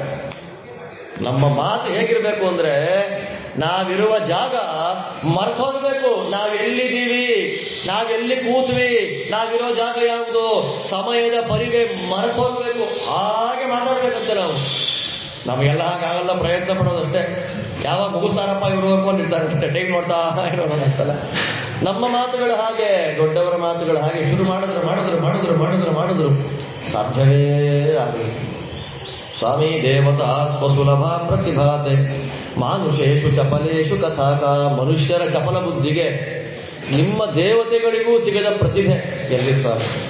ಸಾಮ್ಯ ಸೌಮ್ಯ ಸಕಲಜ್ಞ ನಮಸ್ತೆ ತೇ ಬ್ರುವಂತ ಇತಿ ತಂಕಿಲ ನೇಮೋ. ಸ್ವಾಮಿ ನೀವು ಕ್ಷಮಾಶೀಲರು, ನಮಸ್ಕಾರ ಮಾಡ್ತೀನಿ, ದಯಮಾಡಿ ಕ್ಷಮಿಸಿಬಿಡಿ ಅಂತ ನಮಸ್ಕಾರ ಮಾಡಿಬಿಟ್ರು. ಅಂತಹ ಶ್ರೀಮನ್ ಮಹಾಭಾರತದ ಒಂದು ಭಾಗವಾದ ವಿಷ್ಣು ಸಹಸ್ರನಾಮಕ್ಕೆ ಇಷ್ಟು ಅರ್ಥ ಇದೆ ಎನ್ನುವಾಗ, ಭಾರತದ ಎಲ್ಲವೂ ದೇವರ ನಾಮಗಳು. ದುರ್ಯೋಧನ ಅನ್ನೋ ದೇವರ ಹೆಸರು, ಶಕುನಿ ದೇವರ ಹೆಸರು, ಕೀಚಕ ದೇವರ ಹೆಸರು, ಬಕಾಸುರ ದೇವರ ಹೆಸರು. 4 ಇಡ್ಲಿ ಜಾಸ್ತಿ ತಿನ್ಬಿಟ್ರೆ ಬಕಾಸುರ ಅಂತ ತಿರುತ್ತೀವಿ ನಾವು. ಬಕಾಸುರ ನೀವು ಹೌದಾನೆ. ಅಂದ್ರೆ ನಮ್ಮ ಆಲೋಚನೆ ಎಲ್ಲಿದೆ, ಜ್ಞಾನಿಗಳ ಆಲೋಚನೆ ಎಲ್ಲಿದೆ? ಬಕಾಸುರಾಯ ನಮಃ ಅಂತ ನಾವು ನೀವು ಪೂಜೆ ಮಾಡೋಕ್ಕಾಗಲ್ಲ ದೇವರನ್ನ. ಬಕಾಸುರಾಯ ನಮಃ ಅಂತ ಸರ್ವಶಬ್ದಗಳನ್ನ ಭಗವಂತನಲ್ಲಿ ಸಮನ್ವಯ ಮಾಡಿಕೊಂಡು ಅನುಷ್ಠಾನ ಮಾಡುವ ದೊಡ್ಡವರು ಮಾತ್ರ ಮಾಡಬೇಕು. ಹೌದಾನೆ. ಹಾಗಿರುವಾಗ ಪೂರ್ಣ ಮಹಾಭಾರತದ ಅರ್ಥವನ್ನ ನಿರ್ಣಯ ಮಾಡಿಕೊಡುವಂತಹ ಗ್ರಂಥ ಭಾಗವತ. ಅದಕ್ಕೆ ಸುಲಭ ಅಲ್ಲ ಭಾಗವತ. ಭಾರತಾರ್ಥ ವಿನಿರ್ಣಯ. 2ನೇ ಭಾರತ ಓದಿರಬೇಕು, ತಾತ್ಪರ್ಯನಿರ್ಣಯ ಓದಿರಬೇಕು, ಲಕ್ಷಾಲಂಕಾರ ಓದಿರಬೇಕು. 3ನೇದು ಯಾವುದು? ಗಾಯತ್ರಿ ಭಾಷ್ಯ ರೂಪೋಸೌ. 3ನೇದು ಯಾವುದು? ಗಾಯತ್ರಿ ಭಾಷ್ಯ ರೂಪ. 24 ಅಕ್ಷರ ಗಾಯತ್ರಿ. ಅದನ್ನು ಎಲಾಬರೇಟ್ ಮಾಡಿದ್ರೆ 18,000 ಶ್ಲೋಕ ಭಾಗವತ. ಇನ್ನೂ ಮುಂದಕ್ಕೆ ಹೋಗ್ತಾರೆ, ಅನಂತ ವೇದಗಳ ಅರ್ಥಗಳಿಂದ ಕೂಡಿದೆ, ವೇದಾರ್ಥ ಪರಿಬ್ರಹ್ಮಿತ. ಇನ್ನೂ ಮುಂದಕ್ಕೆ ಹೋಗ್ತಾರೆ, ಪುರಾಣಾನಾಂ ಸಾರರೂಪ. 35 ಪುರಾಣಗಳ ಸಾರ ಭಾಗವತ. ಅದಕ್ಕಿಂತ ಇನ್ನು ಲೆವೆಲ್ ಮೇಲೆ ಹೋಗ್ತಾರೆ, ಸಾಕ್ಷಾತ್ ದೇವರೇ ಹೇಳಿದ್ರು. ಇಂತಹ ಭಾಗವತವನ್ನ ನಾವು ಹೇಳಬೇಕಾದ್ರೆ ಅಧ್ಯಯನ ಎಷ್ಟು ಜೋರಾಗಿರಬೇಕು, ಅರ್ಥ ಮಾಡುವ ನಮ್ಮ ಸಾಮರ್ಥ್ಯ ಹೇಗಿರಬೇಕು. ಅದಕ್ಕೋಸ್ಕರವೇ ಪ್ರಶ್ನೆ ಮಾಡುವಾಗ, ಮೂಲಕ್ಕಂತೆ ಪ್ರಶ್ನೆ ಮಾಡುವಾಗ ಸರಿಯಾದ ಕ್ರಮದಲ್ಲಿ ಪ್ರಶ್ನೆ ಮಾಡಬೇಕು. ನಮಗೆ ಪ್ರಶ್ನೆ ಮಾಡಕ್ಕೆ ಹೆಂಗೆ ಅಂತಾನೆ ಗೊತ್ತಿಲ್ಲ. ಆಚಾರ ಪಾಠ ಮಾಡ್ತಾರೆ, 4 ದೋಷವಿಲ್ಲದ ಪ್ರಶ್ನೆಗಳನ್ನು ಮಾಡಬೇಕು. ಪ್ರಶ್ನೆ ಮಾಡುವಾಗ 4 ದೋಷ ಇರಬಾರದಂತೆ. ಹನುಮ ವ್ಯಾಖ್ಯಾನದಲ್ಲಿ ಹೇಳ್ತಾರೆ, ಪ್ರಶ್ನ ದೋಷಾಗಿ 4 ದೋಷ. ಸ್ವವ್ಯಾಹತಿ, ನನ್ನ ಮಾತಿಗೆ ನಾನೇ ವಿರೋಧ ಮಾತಾಡೋಣ, ಆ ರೀತಿ ಪ್ರಶ್ನೆ ಮಾಡಬಾರದು. ನನ್ನ ಮಾತಿಗೆ ನಾನೇ ವಿರೋಧ ಮಾಡಬಾರದು. ಅಸಂಗತಿ, ಸಂಬಂಧನೇ ಇಲ್ಲ. ಪ್ರಶ್ನೆ ಮಾಡ್ತಾ ಇರೋದು. ಸಿದ್ಧಾರ್ಥತಾ ಇರೋದನ್ನೇ ಮತ್ತೆ ಹೇಳ್ತಾರೆ. ಗೊತ್ತಿದೆ, ನನಗೆ ಉತ್ತರ ಗೊತ್ತಿದೆ, ಅದನ್ನೇ ಪ್ರಶ್ನೆ ಕೇಳೋದು. ಮತ್ತೆ ವೈಫಲ್ಯಂ ವೇಸ್ಟ್, ವಿಫಲವಾದ ಪ್ರಶ್ನೆಯನ್ನ ಮಾಡಬಹುದು. ಇದು 4 ದೋಷಗಳನ್ನ ಬಿಟ್ಟು ಕೇಳೋದನ್ನ ಏನ್ ಕರೀತಾರೆ? ಕ್ವಶ್ಚನ್. ನಮಗೆ ಕ್ವಶ್ಚನ್ ಏನ್ ಕೇಳಬೇಕು ಅನ್ನೋದೇ ಕ್ವಶ್ಚನ್. ಇಷ್ಟು ತುಂಬಾ ಎಲಾಬರೇಟ್ ಆಗೋಯ್ತು ಪ್ರಶ್ನೆ ಅನ್ನೋದನ್ನ ಆಚಾರ್ಯ ಭಾಗವತ ತಾತ್ಪರ್ಯದಲ್ಲಿ ಹೇಳ್ತಾರೆ. ಪ್ರಶ್ನೆ ಅಂದ್ರೆ ಏನ್ ಗೊತ್ತಾ? ಪ್ರಶ್ನೆ ಅಂದ್ರೆ ಏನು ಗೊತ್ತಾ? ಅವಿಜ್ಞಾತ ಪ್ರಾರ್ಥನಂಚ ಪ್ರಶ್ನೆ ಇತ್ಯ ವಿಧೀಯತೆ. ಸ್ವಾಮಿ ನನಗೆ ಗೊತ್ತಿಲ್ಲ ಸ್ವಾಮಿ, ನಿಮಗೆ ಗೊತ್ತೋ ಇಲ್ವೋ, ನಾನು ಟೆಸ್ಟ್ ಮಾಡ್ಲಿಕ್ಕೆ ನೋಡಿದೆ. ಜ್ಞಾನಿಗಳಲ್ಲಿ ಪರೀಕ್ಷೆ ಅನ್ನೋದು ಸಲ್ಲ, ಜಾಗೃತೆ ಸ್ವೋತ್ತಮ ದ್ರೋಹದಲ್ಲಿ ಪರ್ಯವಸಾನ. ಶ್ರೀಮದಾಚಾರ್ಯ ಅಂತಾರೆ ಪ್ರಶ್ನೆ ಅಂದ್ರೆ ಏನ್ ಗೊತ್ತಾ? ಅವಿಜ್ಞಾತವಾದದ್ದನ್ನ ಪ್ರಾರ್ಥನೆ ತದ್ವಿಧಿ ಪ್ರಣಿಪಾತೇನ. ಪರೀಕ್ಷಿತ ಮಹಾರಾಜರು ಹಾಗೆ ಕೇಳಿದ್ರು, ಅದಕ್ಕೆ ಹೇಳಿದ್ದು ಭಾಗವತ ಮುಂದೆ ಹೋಗಲ್ಲ. ನಾವಿನ್ನು ಕ್ವಶನ್ ಎಲ್ಲ ಇದೀವಿ, ಆನ್ಸರ್ ಬರೋ ಅಷ್ಟೊತ್ತಿಗೆ ಎಷ್ಟು ಜನ ಆಗಿರುತ್ತೆ ಗೊತ್ತು. ಆದ್ದರಿಂದ ಅವರ ಪ್ರಶ್ನೆ ಹೇಗಿದೆ ಅಂತಂದ್ರೆ, ನನಗೆ ಗೊತ್ತಿಲ್ಲ ಸ್ವಾಮಿ, ಗೊತ್ತಿಲ್ಲ. ಪ್ರಣಿಪಾತ, ಪರಿಪ್ರಶ್ನ. ಸುತ್ತಲೂ ಒಂದು ಕ್ವಶನ್ ಕೇಳಿದ್ವಿ, ಆನ್ಸರ್ ಕೊಟ್ರು, ಕ್ಲಿಯರ್ ಆಗಲಿಲ್ಲ, ಇನ್ನೊಂದ್ಸಲ ಕೇಳು. ಅದರ ಮೇಲೆ ಮತ್ತೆ ಡೌಟ್ ಬರುತ್ತೆ, ಅದರ ಮೇಲೆ ಮತ್ತೆ ಡೌಟ್ ಬರುತ್ತೆ. ಗುರು ಶಿಷ್ಯರೆನ್ನುವರು ಅರಣಿಗಳು. ಅರಣಿಯನ್ನ ಒಂದ್ಸಲ ಅಕ್ಕಪಕ್ಕ ಇಟ್ಬಿಟ್ರೆ ಮ್ಯಾಗ್ನೆಟ್ ಅಲ್ಲ ಅದು, ಬೆಂಕಿ ಬರಕ್ಕೆ ಮಥನ ಮಾಡಬೇಕು, ಚೆನ್ನಾಗಿ ಮಥನ ಮಾಡಬೇಕು, ಕಡಿಬೇಕು. ಇವಾಗ ಗನ್ ಬಂದ್ಬಿಟ್ಟಿದೆ, ಮಥನ ಮಾಡಬೇಕಾದ್ದೇ ಇಲ್ಲ. ಈಗ ಆಚಾರ್ಯ ನಿಮ್ಮ ಹತ್ರ ಗನ್ ಇದೆಯಾ ಅಂತ ಕೇಳೋದು. ಏನಕ್ಕಪ್ಪ? ಲೈಸೆನ್ಸ್ ಇಲ್ಲಪ್ಪ ಅಂತಂದ್ರೆ, ಲೈಸೆನ್ಸ್ ಇರೋ ಗನ್ನಲ್ಲ, ಸುಮ್ಮನೆ ಹಿಂಗಿಟ್ಟಿಂಗ್ ಅಂದ್ರೆ ಆಗೋಯ್ತು, ಹೊಗೇನೆ ಬರಲ್ಲ, ಭಡ್ ಅಂತ ಬೆಂಕಿ ಹತ್ಕೊಂಡ್ಬಿಡುತ್ತೆ. ಇವಾಗೆಲ್ಲ ಗನ್. ಅವಾಗ ಏನಾಗಿದೆ? ಇವತ್ತಿನ ಕಾಲಕ್ಕೆ ಇದು ಅರಣಿ, ಅವತ್ತಿನ ಕಾಲಕ್ಕೆ ಆದರೂ ಈ ಅರಣಿಗಿಂತ ಆ ಅರಣಿಯೇ ಮಡಿ ಅಲ್ವಾ? ಟ್ಯಾಬ್ಗಳೆಲ್ಲ ಬಂದಿದ್ರು ಕೂಡ ವೇದವ್ಯಾಸ ಪೂಜೆ ಮಾಡೋದು ಯಾವುದಕ್ಕೆ? ನಾವು ಟ್ಯಾಬಲ್ಲೇ ಲ್ಯಾಪ್ಟಾಪ್ ಅಲ್ಲೇ ಪಾಠ ಮಾಡಿದ್ರು, ವೇದವ್ಯಾಸ ಪ್ರತಿಷ್ಠೆಗೆ ಟ್ಯಾಬ್ ಇಡೋದಿಲ್ಲ, ಲ್ಯಾಪ್ಟಾಪ್ ಇಡೋದಿಲ್ಲ. ಇಡೋದು ಯಾವುದನ್ನ? ಅಕ್ಷರಾತ್ಮಕವಾದ ಗ್ರಂಥಗಳನ್ನೇ. ಹಾಗೆ ಅರಣಿ ಅಂದ್ರೆ ಯಾವುದು? ಹಾಗಾದ್ರೆ ಟ್ಯಾಬ್ ಇಟ್ಕೊಳ್ಳೋದು ತಪ್ಪ? ಖಂಡಿತವಾಗಲೂ ತಪ್ಪಲ್ಲ. ಪುಸ್ತಕ ತಗೊಂಡು ಹೋಗ್ಬೇಕು ಅಂದ್ರೆ ಆವತ್ತಿನ ಕಾಲಕ್ಕೆ ಯತಿಗಳು ಪುಸ್ತಕ ತಗೊಂಡು ಹೋಗ್ಲಿಕ್ಕೆ 3 ಎತ್ತಿನ ಗಾಡಿ ತಗೊಂಡು ಹೋಗೋರು. ಇವತ್ತು ಒಂದು ಟ್ಯಾಬ್ ಅಲ್ಲಿ 10,000 ಗ್ರಂಥಗಳನ್ನು ತಗೊಂಡು ಹೋಗ್ಬೋದು. ಏಕಕಾಲಕ್ಕೆ ಅಧ್ಯಯನ ಮಾಡುವಾಗ ಬ್ರಹ್ಮಸೂತ್ರ ಅಂತ ಟೈಪ್ ಮಾಡಿದ್ರೆ ಟೀಕಾ ಬರುತ್ತೆ, ಭಾಷ್ಯ ಬರುತ್ತೆ, ಅನುವಾಖ್ಯಾನ ಬರುತ್ತೆ, ಅಣುಭಾಷ್ಯ ಬರುತ್ತೆ, ತತ್ವಪ್ರಕಾಶಿಕ ಬರುತ್ತೆ, ನ್ಯಾಯಸುಧಾ ಬರುತ್ತೆ, ನ್ಯಾಯವಿವರಣ ಬರುತ್ತೆ, ಪರಿಮಳ ಯಾದುಪತ್ಯ ಎಲ್ಲ ಕಣ್ಣೆದುರಿಗೆ ಬಂದೋಗುತ್ತೆ. ಅನುಕೂಲವೇ, ಮಹಾನುಕೂಲವೇ. ಆದರೆ ಪೂಜೆ ಆಗುವಾಗ 250 ವರ್ಷ ಆದ್ಮೇಲೆ ಪುಸ್ತಕ ಸಂಸ್ಕೃತಿ, ಪ್ರಿಂಟ್ ಸಂಸ್ಕೃತಿ ಪೂರ್ಣವಾಗಿ ನಾಶವಾದ ಮೇಲೆ ಇದಕ್ಕೆ ಪೂಜೆ ಮಾಡಬಹುದೇನೋ ಅದು ಗೊತ್ತಿಲ್ಲ. 150, 200, 300 ವರ್ಷಗಳೆಲ್ಲ. ಇವಾಗ ನಾವು ತುಳಸಿ ಸಿಗಲ್ಲ, ಏನ್ ಮಾಡ್ತೀವಿ? ಬೆಳ್ಳಿ ತುಳಸಿ. ನಾಳೆ ಪಿಂಡ ಇಡಕ್ ಜಾಗ ಇಲ್ಲ, ಬೆಳ್ಳಿ ಪಿಂಡ.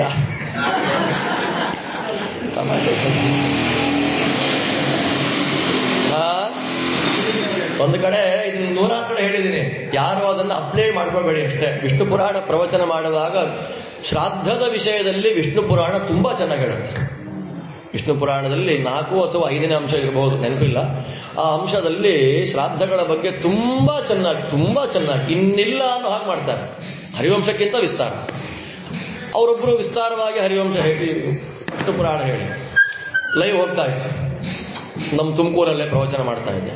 ಮಾಡುವಾಗ ಈ ತಮಾಷೆ ಹೇಳಿದೆ, ಪಿಂಡ ನಾಳೆ ಜಾಗನೇ ಇರಲ್ಲ ಪಿಂಡ ಇಡಕ್ಕೆ. ಇವಾಗ 4 ಕಡೆ ಇಟ್ಬಿಟ್ರೆ ಅರ್ಧ ಗಂಟೆ ಕಾಯ್ತಾ ಕೂತಿರ್ಬೇಕಲ್ಲಿ, ನಾಯಿ ಬಂದು ಕರೆದ್ಬಿಟ್ರೆ ಏನ್ ಮಾಡೋದು ಅಂತ ಆ ಭಯ ಬೇರೆ ಇದೆ. ಆದ್ರಿಂದ ಏನ್ ಮಾಡ್ಬೋದು ಜನಗಳು? ಮುಂದೆ ಶ್ರೀಮಂತರಾಗ್ತಾ ಈಗ ಬೆಳ್ಳಿ ಸೇವಂತಿಗೆ ಮಾಲೆ ಮಾಡಿಸಿದ್ದೇವೆ, ಆಮೇಲೆ ಬೆಳ್ಳಿ ಗೆಜ್ಜೆ ವಸ್ತ್ರ ಮಾಡಿಸಿದ್ದೇವೆ, ಎಲ್ಲ ಮಾಡಿದ್ದೀವಲ್ಲ. ಗೆಜ್ಜೆ ವಸ್ತ್ರ ಆಗಲ್ಲ, ಅದು ಹತ್ತಿಯಲ್ಲಿ ಮಾಡಿ ಹಾಕಿದ್ರೆ ಗೆಜ್ಜೆ ವಸ್ತ್ರ, ಅದು ಬೆಳ್ಳಿ ಹಾರ. ಹಾಗೆ ನಾಳೆ ಬೆಳಗ್ಗೆ ಪಿಂಡ ಬಿಡಕ್ಕೆ ಜಾಗ ಇಲ್ಲ ಅಂದಾಗ 3 ಪಿಂಡ ದಪ್ಪದ ಬೆಳ್ಳಿ ಮಾಡಿಸ್ಕೊಡೋದು, ಹಾಲು ಲೇಪಕ್ಕೊಂದಿಡೋದು, ಬೀರುವಿಂದ ಶ್ರಾದ್ದದ ದಿನ ತೆಗೆಯೋದು, ಪಿಂಡ ಪ್ರದಾನ ಮಾಡೋದು, ಬ್ರಾಹ್ಮಣ ಭೋಜನ ಆಗ್ತಾ ಇದ್ದಾಗೆ ತೊಳೆದು ಬಿಟ್ಟು ಮತ್ತೆ ಒಳಗಿಟ್ಬಿಡೋದು ಬೀರೊಳಗೆ. ಈ ಕಾಲ ಮುಂದೆ ಬರಬಹುದು ಅಂತ ನಾನು ಸುಮ್ಮನೆ ತಮಾಷೆ ಹೇಳಿದ್ರೆ, ಅಲ್ಲಿ ಮಠದಲ್ಲಿ ಮುಗಿಸ್ಕೊಂಡು ಮನೆಗೆ ಬರುವಾಗ ಫೋನ್ ಮಾಡಿ ಒಳ್ಳೆ ಐಡಿಯಾ ಕೊಟ್ರಿ ಆಚಾರ್ಯ ನೀವು ಅಂತ ಹೇಳ್ತೀನಿ. ಇದು ನಮ್ಮ ಸಮಾಜದ ಅಧೋಗತಿ ತಿಳಿಸಿರುವಂತಹ ಸ್ಥಿತಿ. ಇನ್ನೂ ಯಾವ ಲೆವೆಲ್ ಹೊಟ್ಟೋಯ್ತು ಅಂದ್ರೆ, ಒಂದು 3-4 ಕಡೆ ಹೋದ್ರೆ ಆ ಪಿಂಡದ ಬಗ್ಗೆ ಮಾತಾಡಿದ್ ನೀವೇ ಅಲ್ವಾ ಆಚಾರ್ಯ ಬೆಳ್ಳಿ ಪಿಂಡ ಅಂತ ಹೇಳ್ತಾರೆ. ಅದನ್ನ ಬೆಳ್ಳಿ ಪಿಂಡದ ಆಚಾರ ಅಂತ ಮಾಡಿಕೊಡಿಸ್ಬಿಟ್ರು. ಹೇಳಿದ ವಿಷಯ ಎಲ್ಲ ಬಿಟ್ಟುಬಿಟ್ರು. ವಿಷಯ ಎಲ್ಲ ಬಿಟ್ಟೋಯ್ತಲ್ಲೇ. ಪ್ರಧಾನವಾದ ಇದನ್ನೇ ಪ್ರಶ್ನದೋಷ ಅಂತ ಕರೆದಿದ್ದು ಕೃಷ್ಣ ಆಚಾರ್ಯರು. ನಮಗೆ ಯಾವುದು ಬೇಕೋ ಅದು ನಾವು ತಗೊಳ್ಳೋದೇ ಇಲ್ಲ. ನಮ್ಮ ಉದ್ಧಾರಕ್ಕೆ ಯಾವುದು ಕಾರಣ ಆಗತ್ತೆ ತಲೆ ಒಳಗೆ ಹೋಗೋದೇ ಇಲ್ಲ. ಇಂಥವೆಲ್ಲ ಇದೆ ನೋಡಿ, ಟಕ್ಕನ್ ತಲೆ ಹೊಟ್ಟೋಗುತ್ತೆ. ಆದ್ದರಿಂದ ಪರಿಪ್ರಶ್ನೆಗಳನ್ನ ಮಾಡುವಾಗ 3ನೇದು ಹೇಳ್ತಾನೆ ಕೃಷ್ಣ, ಸೇವಯ. ನೀನು ಯಾರ ಸೇವೆ ಮಾಡ್ತಾ ಇದ್ದಿ ಅವರ ಬಗ್ಗೆ, ಅವರ ಮಹಿಮೆ ಬಗ್ಗೆ ತಿಳ್ಕೋ. ಕೆಲವು ಜ್ಞಾನಿಗಳ ಸ್ವರೂಪ ಏನು ಅಂತ ಗೊತ್ತಿರುತ್ತೆ, ಅಲ್ಲಿ ಟೆನ್ಷನ್ ಇಲ್ಲ. ಜ್ಞಾನಿಗಳ ಸ್ವರೂಪ ಗೊತ್ತಿಲ್ಲ, ನಮಗೆ ಶ್ರೀಮದಾಚಾರ್ಯರ ತತ್ವಗಳನ್ನ, ಶಾಸ್ತ್ರಗಳನ್ನ ಉಪದೇಶ ಮಾಡತಕ್ಕಂಥ ಜ್ಞಾನಿಗಳು. ಆದ್ದರಿಂದ ಗುರುಗಳ ಸೇವೆಯನ್ನು ಮಾಡಬೇಕಾದಾಗ ಗುರುಗಳ ಮಹತ್ವ ಗೊತ್ತಿರಬೇಕು. ಮಹತ್ವವೇ ಗೊತ್ತಿಲ್ಲ ಅಂದ್ರೆ ಮಾತೇ ಅರ್ಥ ಆಗಲ್ಲ. ಅರ್ಥ ಆದ್ರೂ ಒಳಗೆ ಹೋಗಲ್ಲ, ಒಳಗೆ ಹೋದ್ರೂ ಉಳಿಯಲ್ಲ, ಉಳಿದ್ರೂ ಬಾಯಿಯ ಹೊರಗೆ ಬರಲ್ಲ. ಪರೀಕ್ಷಿತ ಮಹಾರಾಜರು ಶುಕಾಚಾರ್ಯರನ್ನ ಹೇಗೆ ಕೇಳಿಕೊಂಡ್ರು ಅಂದ್ರೆ ಹೀಗೆಲ್ಲ. ಅವಾಗ ಏನ್ ಮಾಡ್ತಾರೆ, ಉಪದೇಕ್ಷ್ಯಂತಿತೆ ಜ್ಞಾನಂ ಜ್ಞಾನಿನಃ ತತ್ವದರ್ಶಿನಃ. ಆ ಜ್ಞಾನಿಗಳು ಯಾರು? ನಮ್ಮಂತೆ ಬುಕ್ಕಿಶ್ ನಾಲೆಡ್ಜ್ ಅಲ್ಲ ಅವರಲ್ಲ. ನಮ್ದೇ ನಾವು ಟೇಪ್ ರೆಕಾರ್ಡರ್ ಅಷ್ಟೇ. ನಾವು 12 ಕಾಲ ಹಶ್ವಾಯಿತು ಅಂದಲ್ಲಿ ಸುಸ್ತಾಗಬಹುದು ನಮಗೆ. ಯಾಕೆ ಹೇಳಿ, ನಮ್ದೆಲ್ಲ ಪುಸ್ತಕ ನೋಡಿ ಓದಿ ಬಂದಿರುವಂತಹ ಜ್ಞಾನ. ಶುಕಾಚಾರ್ಯರು ದೇವರನ್ನ ನೋಡಿದ ಜ್ಞಾನ. ಜ್ಞಾನಿನಃ ತತ್ವದರ್ಶಿನಃ, ತತ್ವಗಳನ್ನ ದರ್ಶನ ಮಾಡಿದವರು. ಅಹಂಕಾರ ತತ್ವಾಭಿಮಾನಿನೇ ರುದ್ರಾಯ ನಮಃ ಅಂದ್ರೆ ಕಾಣಿಸ್ಬೇಕು ಅವರಿಗೆ. ಶುಕಾಚಾರ್ಯರು ಮಾತೃಕಾನ್ಯಾಸ ಮಾಡ್ತಾರೆ. ಅಜಾಯ ನಮಃ ಅಂದ್ರೆ ಅಜ ಇರ್ತಾರೆ ಮುಖದಲ್ಲಿ ಅವರಿಗೆ. ಅಜನನ್ನ ಮುಟ್ತಾ ಇದ್ದಾರೆ. ಆನಂದಾಯ ಕಪಿಲಾಯ ನಮಃ, ಕಪತಯೇ ನಮಃ, ಗರುಡಾಯ ನಮಃ, ಘರ್ಮಾಯ ನಮಃ, ಕಸಾರಾಯ ನಮಃ ಅಂದ್ರೆ ಅವರ ಅಂತರ್ಯಾಮಿಯಾದ ಪ್ರಾಣಾಂತರ್ಗತ ಕಪಿಲಾದಿ ರೂಪಗಳು ಕಾಣ್ತಾ ಇದೆ. ತತ್ವ ದರ್ಶನ ಅಂದ್ರೆ ಹಾಗೆ. ಅದಕ್ಕೆ ಆಚಾರ್ಯ ಅಂತಾರೆ, ಒಂದನ್ನ ತಿಳ್ಕೊಳ್ಳೋದು ಅಂದ್ರೆ ಏನು ಗೊತ್ತಾ? ತಿಳಿದುಕೊಳ್ಳುವುದು ಅಂದ್ರೆ ಅರ್ಥ ಏನು ಗೊತ್ತಾ? ಅಪರೋಕ್ಷ ಜ್ಞಾನ ಪಡೆಯೋದು ಅಂತ ಅರ್ಥ. ಇಲ್ಲ ಅಂದ್ರೆ ನನಗೆ ಬಾಲ್ಯದಲ್ಲಿ ವಾಯುಸ್ತುತಿ ಪಾಠ ಆಗಿತ್ರಿ, ಇವಾಗೆಲ್ಲ ಮರ್ತೋಗಿದೆ. 564 ಬ್ರಹ್ಮಸೂತ್ರ ನಾಲಿಗೆ ಮೇಲೆ ಕುಣಿದಾಡ್ತಾ ಇತ್ತು. ಇವಾಗ ನೋಡ್ರಿ, ವಿಷ್ಣು ಸಹಸ್ರನಾಮ, ವೆಂಕಟೇಶ ಸ್ತೋತ್ರ, ಶ್ರೀಶ ಗುಣದರ್ಪಣ, ಆ ಸ್ತೋತ್ರ ಈ ಸ್ತೋತ್ರ ಒಂದು ಏಜ್ವರೆಗೂ ಬಾಯಲ್ಲಿ ಬರ್ತಾ ಇತ್ತು. ಇವಾಗ ನೋಡಿದ್ರೆ ಯಾವ ಸ್ತೋತ್ರದಿಂದ ಜಂಪಾಗಿ ಹೋಗುತ್ತೆ ಅಂತಲೇ ಗೊತ್ತಾಗ್ತಾ ಇಲ್ಲ. ಅಥವಾ ಸ್ತೋತ್ರ ಕಂಪ್ಲೀಟೇ ಆಗ್ತಾ ಇಲ್ಲ. ಅಥವಾ ಇಟ್ಕೊಂಡು ನೋಡೋಣ ಅಂದ್ರೆ ಕಣ್ಣೇ ಕಾಣ್ತಾ ಇಲ್ಲ. ಒಂದೊಂದ್ಸಲ ಕನ್ನಡಕ ಹಾಕೊಂಡ್ರೂ ಕಾಣ್ತಾ ಇಲ್ಲ. ಏನು ಮಾಡೋಣ? ಆದ್ದರಿಂದ ನಾವು ತಿಳ್ಕೊಂಡಿದ್ದ, ನಾವು ಇಟ್ಕೊಂಡಿದ್ದು, ನಮ್ಮ ಒಳಗೆ ನಾವು ಅದನ್ನ ಇಟ್ಟುಕೊಂಡಿದ್ದು. ಉಪ್ಪಿನಕಾಯಿ ಹಾಕಿದ್ರೆ ಪಾತ್ರೆ ಒಳಗೆ ಎಷ್ಟು ದಿನ ಇರುತ್ತೆ? ಅದಕ್ಕೊಂದು ವ್ಯಾಲಿಡಿಟಿ ಅಂತ ಇರುತ್ತೆ, ಹೌದಾನೆ? ಆ ವ್ಯಾಲಿಡಿಟಿ ಖಾಲಿ ಆಗ್ತಾ ಇದ್ದಾಗೆ ಒಳಗಿನ ಪದಾರ್ಥಗಳೆಲ್ಲ ಹುಳ ಬರುತ್ತೆ, ಕೊಳೆಯುತ್ತೆ, ಫಂಗಸ್ ಆಗುತ್ತೆ. ನಾವೇನ್ ಮಾಡ್ತೀವಿ? ಪಾತ್ರೆಯ ಕ್ವಾಲಿಟಿ ಕಡಿಮೆ ಆಗಿದೆ, ಒಳಗಿರೋ ಪದಾರ್ಥ ಇನ್ನೂ ಹಾಳಾಗುವುದರ ಮೊದಲು ಪದಾರ್ಥ ತೆಗೆದು ಪಾತ್ರೆ ತೊಳೆದು ಒರೆಸಿ ಚೇಂಜ್ ಮಾಡಿ. ನಾವು ಕಲ್ತಿದ್ದೆಲ್ಲ ಯಾವುದನ್ನ ಇಟ್ಟುಕೊಂಡಿರೋದು ನಾವು. ಈ ಕಣ್ಣು ಕಿವಿ ಮೂಗು ದೇವತೆಗಳೆಲ್ಲ ಗಟ್ಟಿಯಾಗಿರೋ ತರ ಒಳಗಿರುತ್ತೆ. ಅದೆಲ್ಲ ಕಡಿಮೆ ಆಗ್ತಾ ಬರ್ತಾ ಬರ್ತಾ ಬರ್ತಾ ನೋಡಿ, ಸೋಡಿಯಂ ಪೊಟ್ಯಾಷಿಯಂ ಕಡಿಮೆ ಆಯ್ತು ಅಂತ ಹೇಳಿ ಎದುರಿಗಿರೋ ವ್ಯಕ್ತಿ ಯಾರು ಅಂತ ನೆನಪಾಗೋದಿಲ್ಲ ಒಂದೊಂದ್ಸಲ. ಯಾವ ಲೆವೆಲ್ ಆಗ್ಬಿಡುತ್ತೆ ಗೊತ್ತಾ?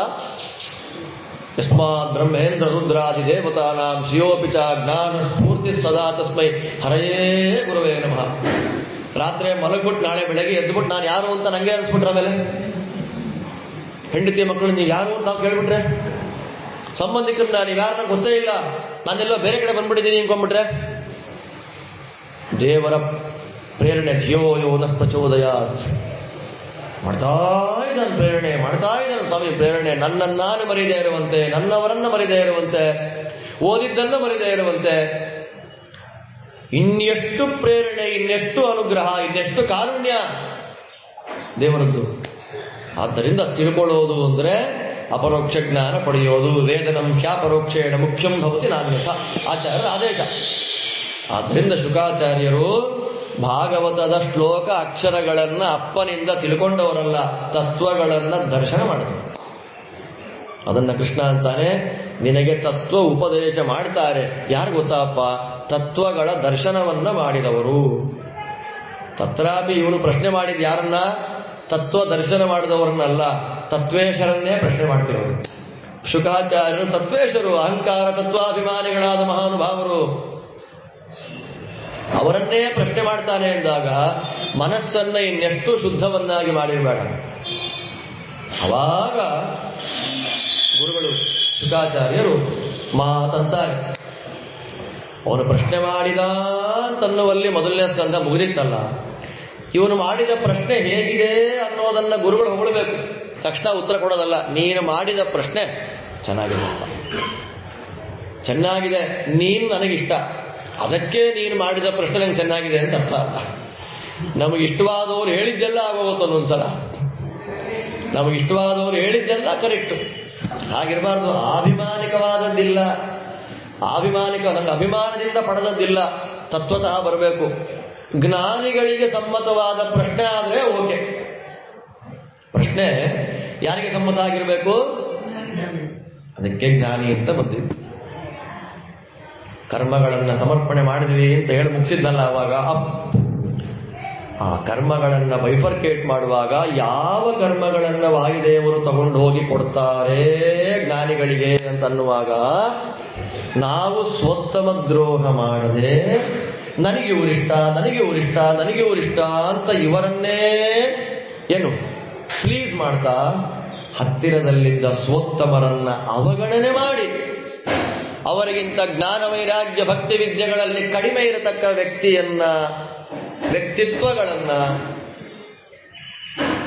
ಮಾಡಿದರೆ ಅದು ಮನೋದೋಷ.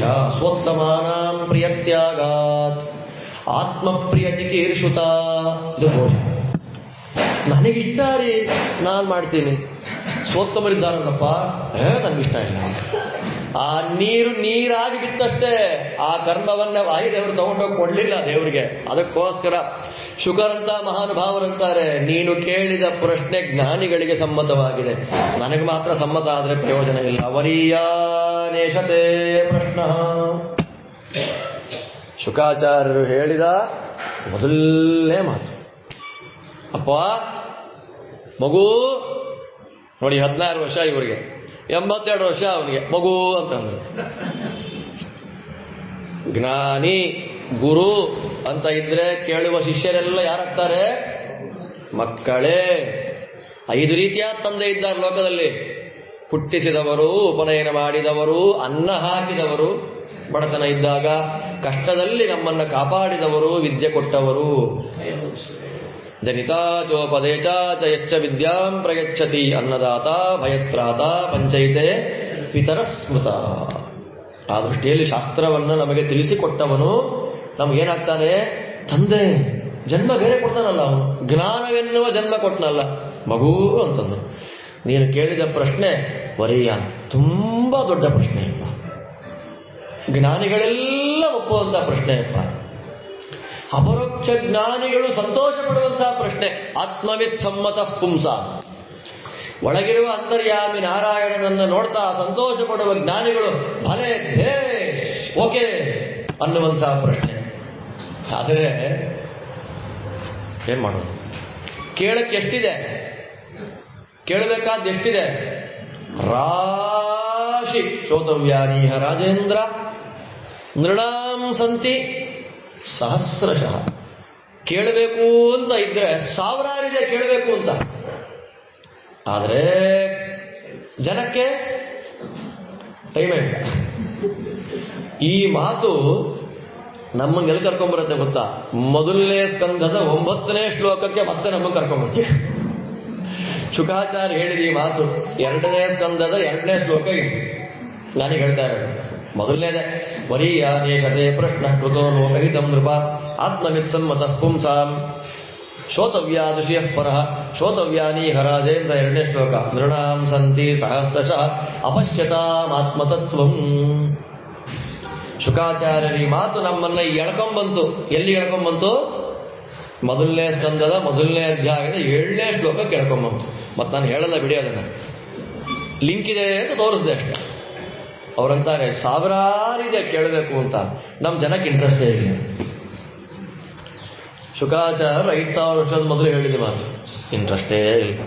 ಯಾಕೆ ಇಂಟ್ರೆಸ್ಟ್ ಇಲ್ಲ ಅಂದ್ರೆ, ಬೆಳಗ್ಗೆ ಪ್ರವಚನ ಮಾಡ್ತೀನಿ ಕೂತ್ಕೊಳ್ರಿ ಅಂದ್ರೆ, ಏನಾಚಾರ್ಯ ಬೆಳಗ್ಗೆ ನೀವು ಪಾಠ ಅಂತ ಕೂತ್ರೆ ಅಡುಗೆಗಳು ಮಾಡೋರು ಯಾರು ಅಂತ ಹೆಣ್ಮಕ್ಳು ಕೇಳ್ತಾರೆ. ಅವರು ಐಟಮ್ ತಕ್ಕೊಡೋರು ಯಾರು? ಗಂಡಸರು ಕೇಳ್ತಾರೆ.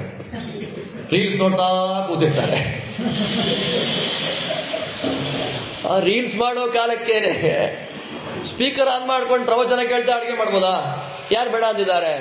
ಶೃಣ್ವನ್ ಗೃಣನ್ ಗೃಣಯನ್ ಚಿಂತೆಯಂತೆ ನಾಮಾನಿ ರೂಪಾಣಿ ಚ ಮಂಗಲಾನಿ ಕ್ರಿಯಾಸು. ಗರ್ಭದಲ್ಲಿ ಕೂತ ಕೃಷ್ಣದೇವರನ್ನ ಸ್ತೋತ್ರ ಮಾಡ್ತಾ ಬ್ರಹ್ಮದೇವರು ಹೇಳಿದ ಮಾತು, ಒಂದು ಕಡೆ ನಿನಗೆ ಕೂತ್ಕೊಂಡು ಕೇಳಕ್ಕಾಗಲ್ಲ ಅಲ್ವೇನಪ್ಪ, ಇಯರ್ಫೋನ್ ಹಾಕೋ. ನೋಡಿ, ನೆನ್ನೆ ಬೇಡ ಅಂದೆ ನಾನು, ಒಳ್ಳೆ ಕೆಲಸಕ್ಕೆ ಹಾಕೋ, ಪಾಕೆಟಲ್ಲಿ ಇಟ್ಕೋ ಫೋನ್ನ. ಪ್ರವಚನ ಆಗ್ತಾ ಇದೆ ಅಲ್ವಾ, ಕೆಲಸ ಮಾಡ್ತಾ ಇದೆಯಾ ಅಲ್ವಾ, ಅಡುಗೆ ಮಾಡ್ತಾ ಇದೆಯಾ ಅಲ್ವಾ, ಕೆಲಸ ಮಾಡ್ತಾ ಇದೆಯಾ ಅಲ್ವಾ, ಅದನ್ನು ಹಾಕೊಳ್ತಾ ಹಾಕೊಳ್ತಾ ಹಾಕೊಳ್ತಾ ಕೆಲಸ ಮಾಡು. ಆವಿಷ್ಟ ಚಿತ್ತ ನಭವಾಯ ಕಲ್ಪತೆ. ಹಾಗೆ ಶ್ರವಣದಲ್ಲಿ ಆಸಕ್ತಿಯನ್ನು ಇಟ್ಟುಕೊಂಡ ವ್ಯಕ್ತಿಗೆ ಸಂಸಾರವೇ ಇಲ್ಲ. ಸುಲಭ ಪೂಜೆಯ ಮಾಡಿ ಹೇಳಿ ಬಲವಿಲ್ಲದವರು. ಇದೆಲ್ಲ ಸುಲಭ ಪೂಜಾ ವಿಧಾನವೇ. ಈ ದೃಷ್ಟಿಯಲ್ಲಿ ಜನಗಳಿಗೆ ಟೈಮ್ ಇಲ್ಲ. ಬೆಳಗ್ಗೆ ಕೇಳೋಣ ಅಂದ್ರೆ ಸಂಪಾದನೆ, ಊಟ ಆದ್ಮೇಲೆ ಕೇಳಿ ಅಂದ್ರೆ 1 ಅವರ್ ನಿದ್ದೆ ಕೊಡ್ಲಿಲ್ಲ ಅಂದ್ರೆ ಹೆಂಗಾಚಾರ್ಯ ನೀವು ನಮಗೆ? ಊಟ ಹಾಕಿದ್ದು ನೀವೇ, ಸ್ವೀಟ್ ಹಾಕಿದ್ದು ನೀವೇ, ಮಲ್ಕೊಳಕ್ಕೆ ಬಿಡ್ಲಿಲ್ಲ ನೀವು ಅಂದ್ರೆ ಅನಿರುದ್ಧನ ಸೇವೆಗೆ ವಿಘ್ನವ ಮಾಡುತ್ತಾ ನಿದ್ರೆ ಬರುತ್ತಿದೆ. ಕೋ ಕೋ ತಗೊಳ್ಳಿ ಅಂತಾರೆ ದೇವತೆಗಳು. ಕೋ ಕೋ ಅಂತಂದ್ರೆ ಕೆಲವು ಭಾಷೆಗಳು ತಗೋ ಅಂತ ಅರ್ಥ ಅಲ್ವಾ? ದೈತ್ಯರು ನಮಗೆ ಕೊಡುವ ಉಪಾಯನ, ಗಿಫ್ಟ್ ಏನದು? ಬಂಗಾರದ ಹರಿವಾಣದಲ್ಲಿ ನಿದ್ರೆ ಅಂತನ್ನೋದನ್ನ ಗಿಫ್ಟ್ ಆಗಿ ಕೊಟ್ಬಿಡ್ತಾರೆ. ಅಕಾಲದಲ್ಲಿ ಹಗಲ ಹೊತ್ತಿನಲ್ಲಿ ಮಾಡುವ ನಿದ್ರೆ ಅಸುರರ ಜೊತೆಯಲ್ಲಿ ಸುಖ ಅನುಭವಿಸೋದು ಅಂತಾರೆ. ಆಸುರೀ ಸುಖ. ಆದ್ದರಿಂದ ಬೆಳಗ್ಗೆ ಕೇಳೋಣ ಅಂದ್ರೆ ಟೈಮ್ ಇಲ್ಲ, ಮಧ್ಯಾಹ್ನ ಕೇಳೋಣ ಅಂದ್ರೆ ರೆಸ್ಟ್ ಬೇಕು, ಸಾಯಂಕಾಲ ಕೇಳೋಣ ಅಂದ್ರೆ ವಾಕಿಂಗ್ ಹೋಗ್ಬೇಕು, ರಾತ್ರಿ ಕೇಳೋಣ ಅಂದ್ರೆ ನಿದ್ರೆ ಮಾಡಬೇಕು, ಮತ್ತೆ ನಾಳೆ ಬೆಳಗ್ಗೆ ಆದ್ರೂ ಕೇಳು ಅಂದ್ರೆ ಕೆಲಸ ನಿದ್ರೆಯ ಕ್ರಿಯತೆ ರಕ್ತಂ ವ್ಯವಾಯೇನ ನಮಂ ಭಯಃ ದಿವಾಚಾರ್ಥೇ ಹಯ ರಾಜನ್ ಕುಟುಂಬ ಭರಣೇ ನವ. ನನಗೋಸ್ಕರ ನನ್ನ ನಂಬ್ಕೊಂಡು 8 ಜನ ಇದ್ದಾರೆ ನೋಡ್ರಿ, ಅವರೇ ಮೇಂಟೈನ್ ಮಾಡಬೇಡವ ನಾನು? ದೇವರಂತ ಇಂಥ ಮೇಂಟೆನೆನ್ಸು 100 ಜನ್ಮದಲ್ಲಿ ಆಗೋಗಿದೆ. ಹೋಗು, ನೀನು ಮೇಂಟೈನ್ ಮಾಡಿದವರೆಲ್ಲ ಏನಾಗಿದ್ದಾರೆ ಅಂತ ನಿಂಗೆ ಗೊತ್ತೇ ಇಲ್ಲ. 1 ಕೋಟಿ ಸಂಸಾರ ಮೇಂಟೈನ್ ಮಾಡಬೇಕು ನೀನು. ದೇವರು ನಮಗೆ 1 ಕೋಟಿ ಸಂಸಾರವನ್ನ ಮೇಂಟೈನ್ ಹೆಂಗ್ ಮಾಡಬೇಕು ಅಂತ ನಮ್ಗೆ ಇವಾಗಲೇ ಟ್ರೈಲರ್ ತೋರಿಸ್ಬಿಟ್ರೆ ಸಂಸಾರವೇ ಬೇಡ, ಹುಟ್ಟಿಸಲೇ ಬೇಡ ಇನ್ನು. ಆಮೇಲೇನು? ಹುಟ್ಟಿಸಿದಕ್ಕೆ ಇಷ್ಟು ಮಾತ್ರ ಬೇಡಿಕೊಂಬೆ ಶ್ರೀಕೃಷ್ಣ ಅಷ್ಟೇ. ತೋರಿಸ್ಬೇಕು ದೇವರು. ನಂದೊಂದು ಆಸೆ ಇದೆ, ಒಂಥರ ವಿಚಿತ್ರ ಆಲೋಚನೆ ಬರ್ತಿರತ್ತೆ. ರಾತ್ರಿ ಮಲಗಿದ್ದಾಗ ಇನ್ನು 3ನೇ ಜನ್ಮದಲ್ಲಿ ನೀನು ಯಾರ್ಯಾರನ್ನ ಮೇಂಟೈನ್ ಮಾಡಬೇಕು ಅಂತ ದೇವ್ರು ತೋರಿಸ್ಬೇಕು ನಮಗೆ. 1-2 ನಿಮಿಷ ಟ್ರೈಲರ್. ಎಷ್ಟು ಚೆನ್ನಾಗಿರುತ್ತೆ ಅವಾಗ ಅಂತಂದ್ರೆ, ಯಾರು ಆಸಕ್ತರೇ ಆಗೋದಿಲ್ಲ, ಎಲ್ಲರಿಗೂ ಪರಮ ವಿರಕ್ತಿ ಬಂದ್ಬಿಡುತ್ತೆ. ಇನ್ನು 5ನೇ ಜನ್ಮಕ್ಕೆ ನೀನ್ ನಾಯಿಯಾಗಿ ಅಲ್ಲಿ ಓಡಾಡ್ತಾ ಇರ್ತೀಯ. ಯಾವ ಊರಲ್ಲಿ ನಾಯಿಯ ಓಡಾಡ್ತಾ ಇರ್ತೀಯ ಅಂತ ತೋರಿಸ್ಬೇಕು ದೇವ್ರವಾಗ. ಆದ್ರೆ ಒಂದು ವೈಭವ ಏನು ಗೊತ್ತಾ? ಭಗವಂತನ ಮಾಯೆ. ಆ ನಾಯಿಯಾಗಿ ಬಂದಾಗ ನಾಯಿ ಶರೀರವೇ ದೊಡ್ಡದು ಅನ್ಸ್ಬಿಡುತ್ತೆ. ಎಂಥ ಶರೀರ, ಎಂಥ ಮಲಮೂತ್ರಗಳನ್ನು ತಿನ್ನುವಂತ ವೈಭವ ಕೊಟ್ಟಿದ್ದಾರೆ ನೋಡಿ ದೇವರು. ಆ ಮನುಷ್ಯರು ಅಡುಗೆ ಮಾಡಬೇಕು, ತಿನ್ಬೇಕು, ಒಗ್ಗರಣೆ ಹಾಕ್ಬೇಕು. ಈ ನಾಯಿ ಶರೀರ ಅದ್ಭುತವಾಗಿದೆ ನೋಡಿ. ಹೋದ, ಚರಂಡಿಲಿ ಬಿದ್ದ, ತಿಂದ, ಬಂದ. ಸ್ನಾನ ಇಲ್ಲ, ಸಂಧ್ಯಾ ವಂದನೆ ಇಲ್ಲ, ದೇವರ ಪೂಜೆ ಇಲ್ಲ, ಪ್ರದಕ್ಷಿಣೆ ಇಲ್ಲ, ಅನ್ನೀಕಗಳಿಲ್ಲ. ನೋಡಿ ನಾಯಿ ತಿರುಗ್ತಾ ಇದೆ, ಬೀದಿ ಬೀದಿ ಬೀದಿ ಬೀದಿ ತಿರುಗುತ್ತೆ ನಾಯಿ. ಅದಕ್ಕೆ ಪ್ರದಕ್ಷಿಣೆ ಮಾಡ್ತಾ ಇದ್ದೀನಿ ಅನ್ನೋ ಭಾವನೆ ಇಲ್ಲ. ನಮಗೆ ವಿವೇಕವನ್ನು ಕೊಟ್ಟಿದ್ದಾರೆ ದೇವರು. ನೀನೂ ತಿರುಗು ಬೀದಿ, ದೇವರೇ ನಿನಗೆ ಮಾಡೋ ಪ್ರದಕ್ಷಿಣೆ ಅನ್ಕೋ, ಮೋಕ್ಷಕ್ಕೆ ಬಂದ್ಬಿಡ್ತು. ನಾಯಿಗೂ ನಮಗಿರೋ ವ್ಯತ್ಯಾಸವಿಷ್ಟೆ. ಆದ್ದರಿಂದ ಕುಟುಂಬ ಭರಣೇನವ, ಕುಟುಂಬದ ಭರಣ. ವಾದಿರಾಜ ಸ್ವಾಮಿಗಳು ರುಕ್ಮಿಣೀಶ ವಿಜಯದಲ್ಲಿ ಆಡುವಂಥ ಪರಮಾದ್ಭುತವಾದ ಮಾತು. ಅಕ್ರೂರ ಕರ್ಕೊಂಡ್ಬರ್ತಾನೆ ಕೃಷ್ಣನನ್ನ. ಅಕ್ರೂರ ಕೃಷ್ಣನ್ ಕರ್ಕೊಂಡ್ಬಂದ. ಎಲ್ಲಿ ಕರ್ಕೊಂಡು ಬಂದ?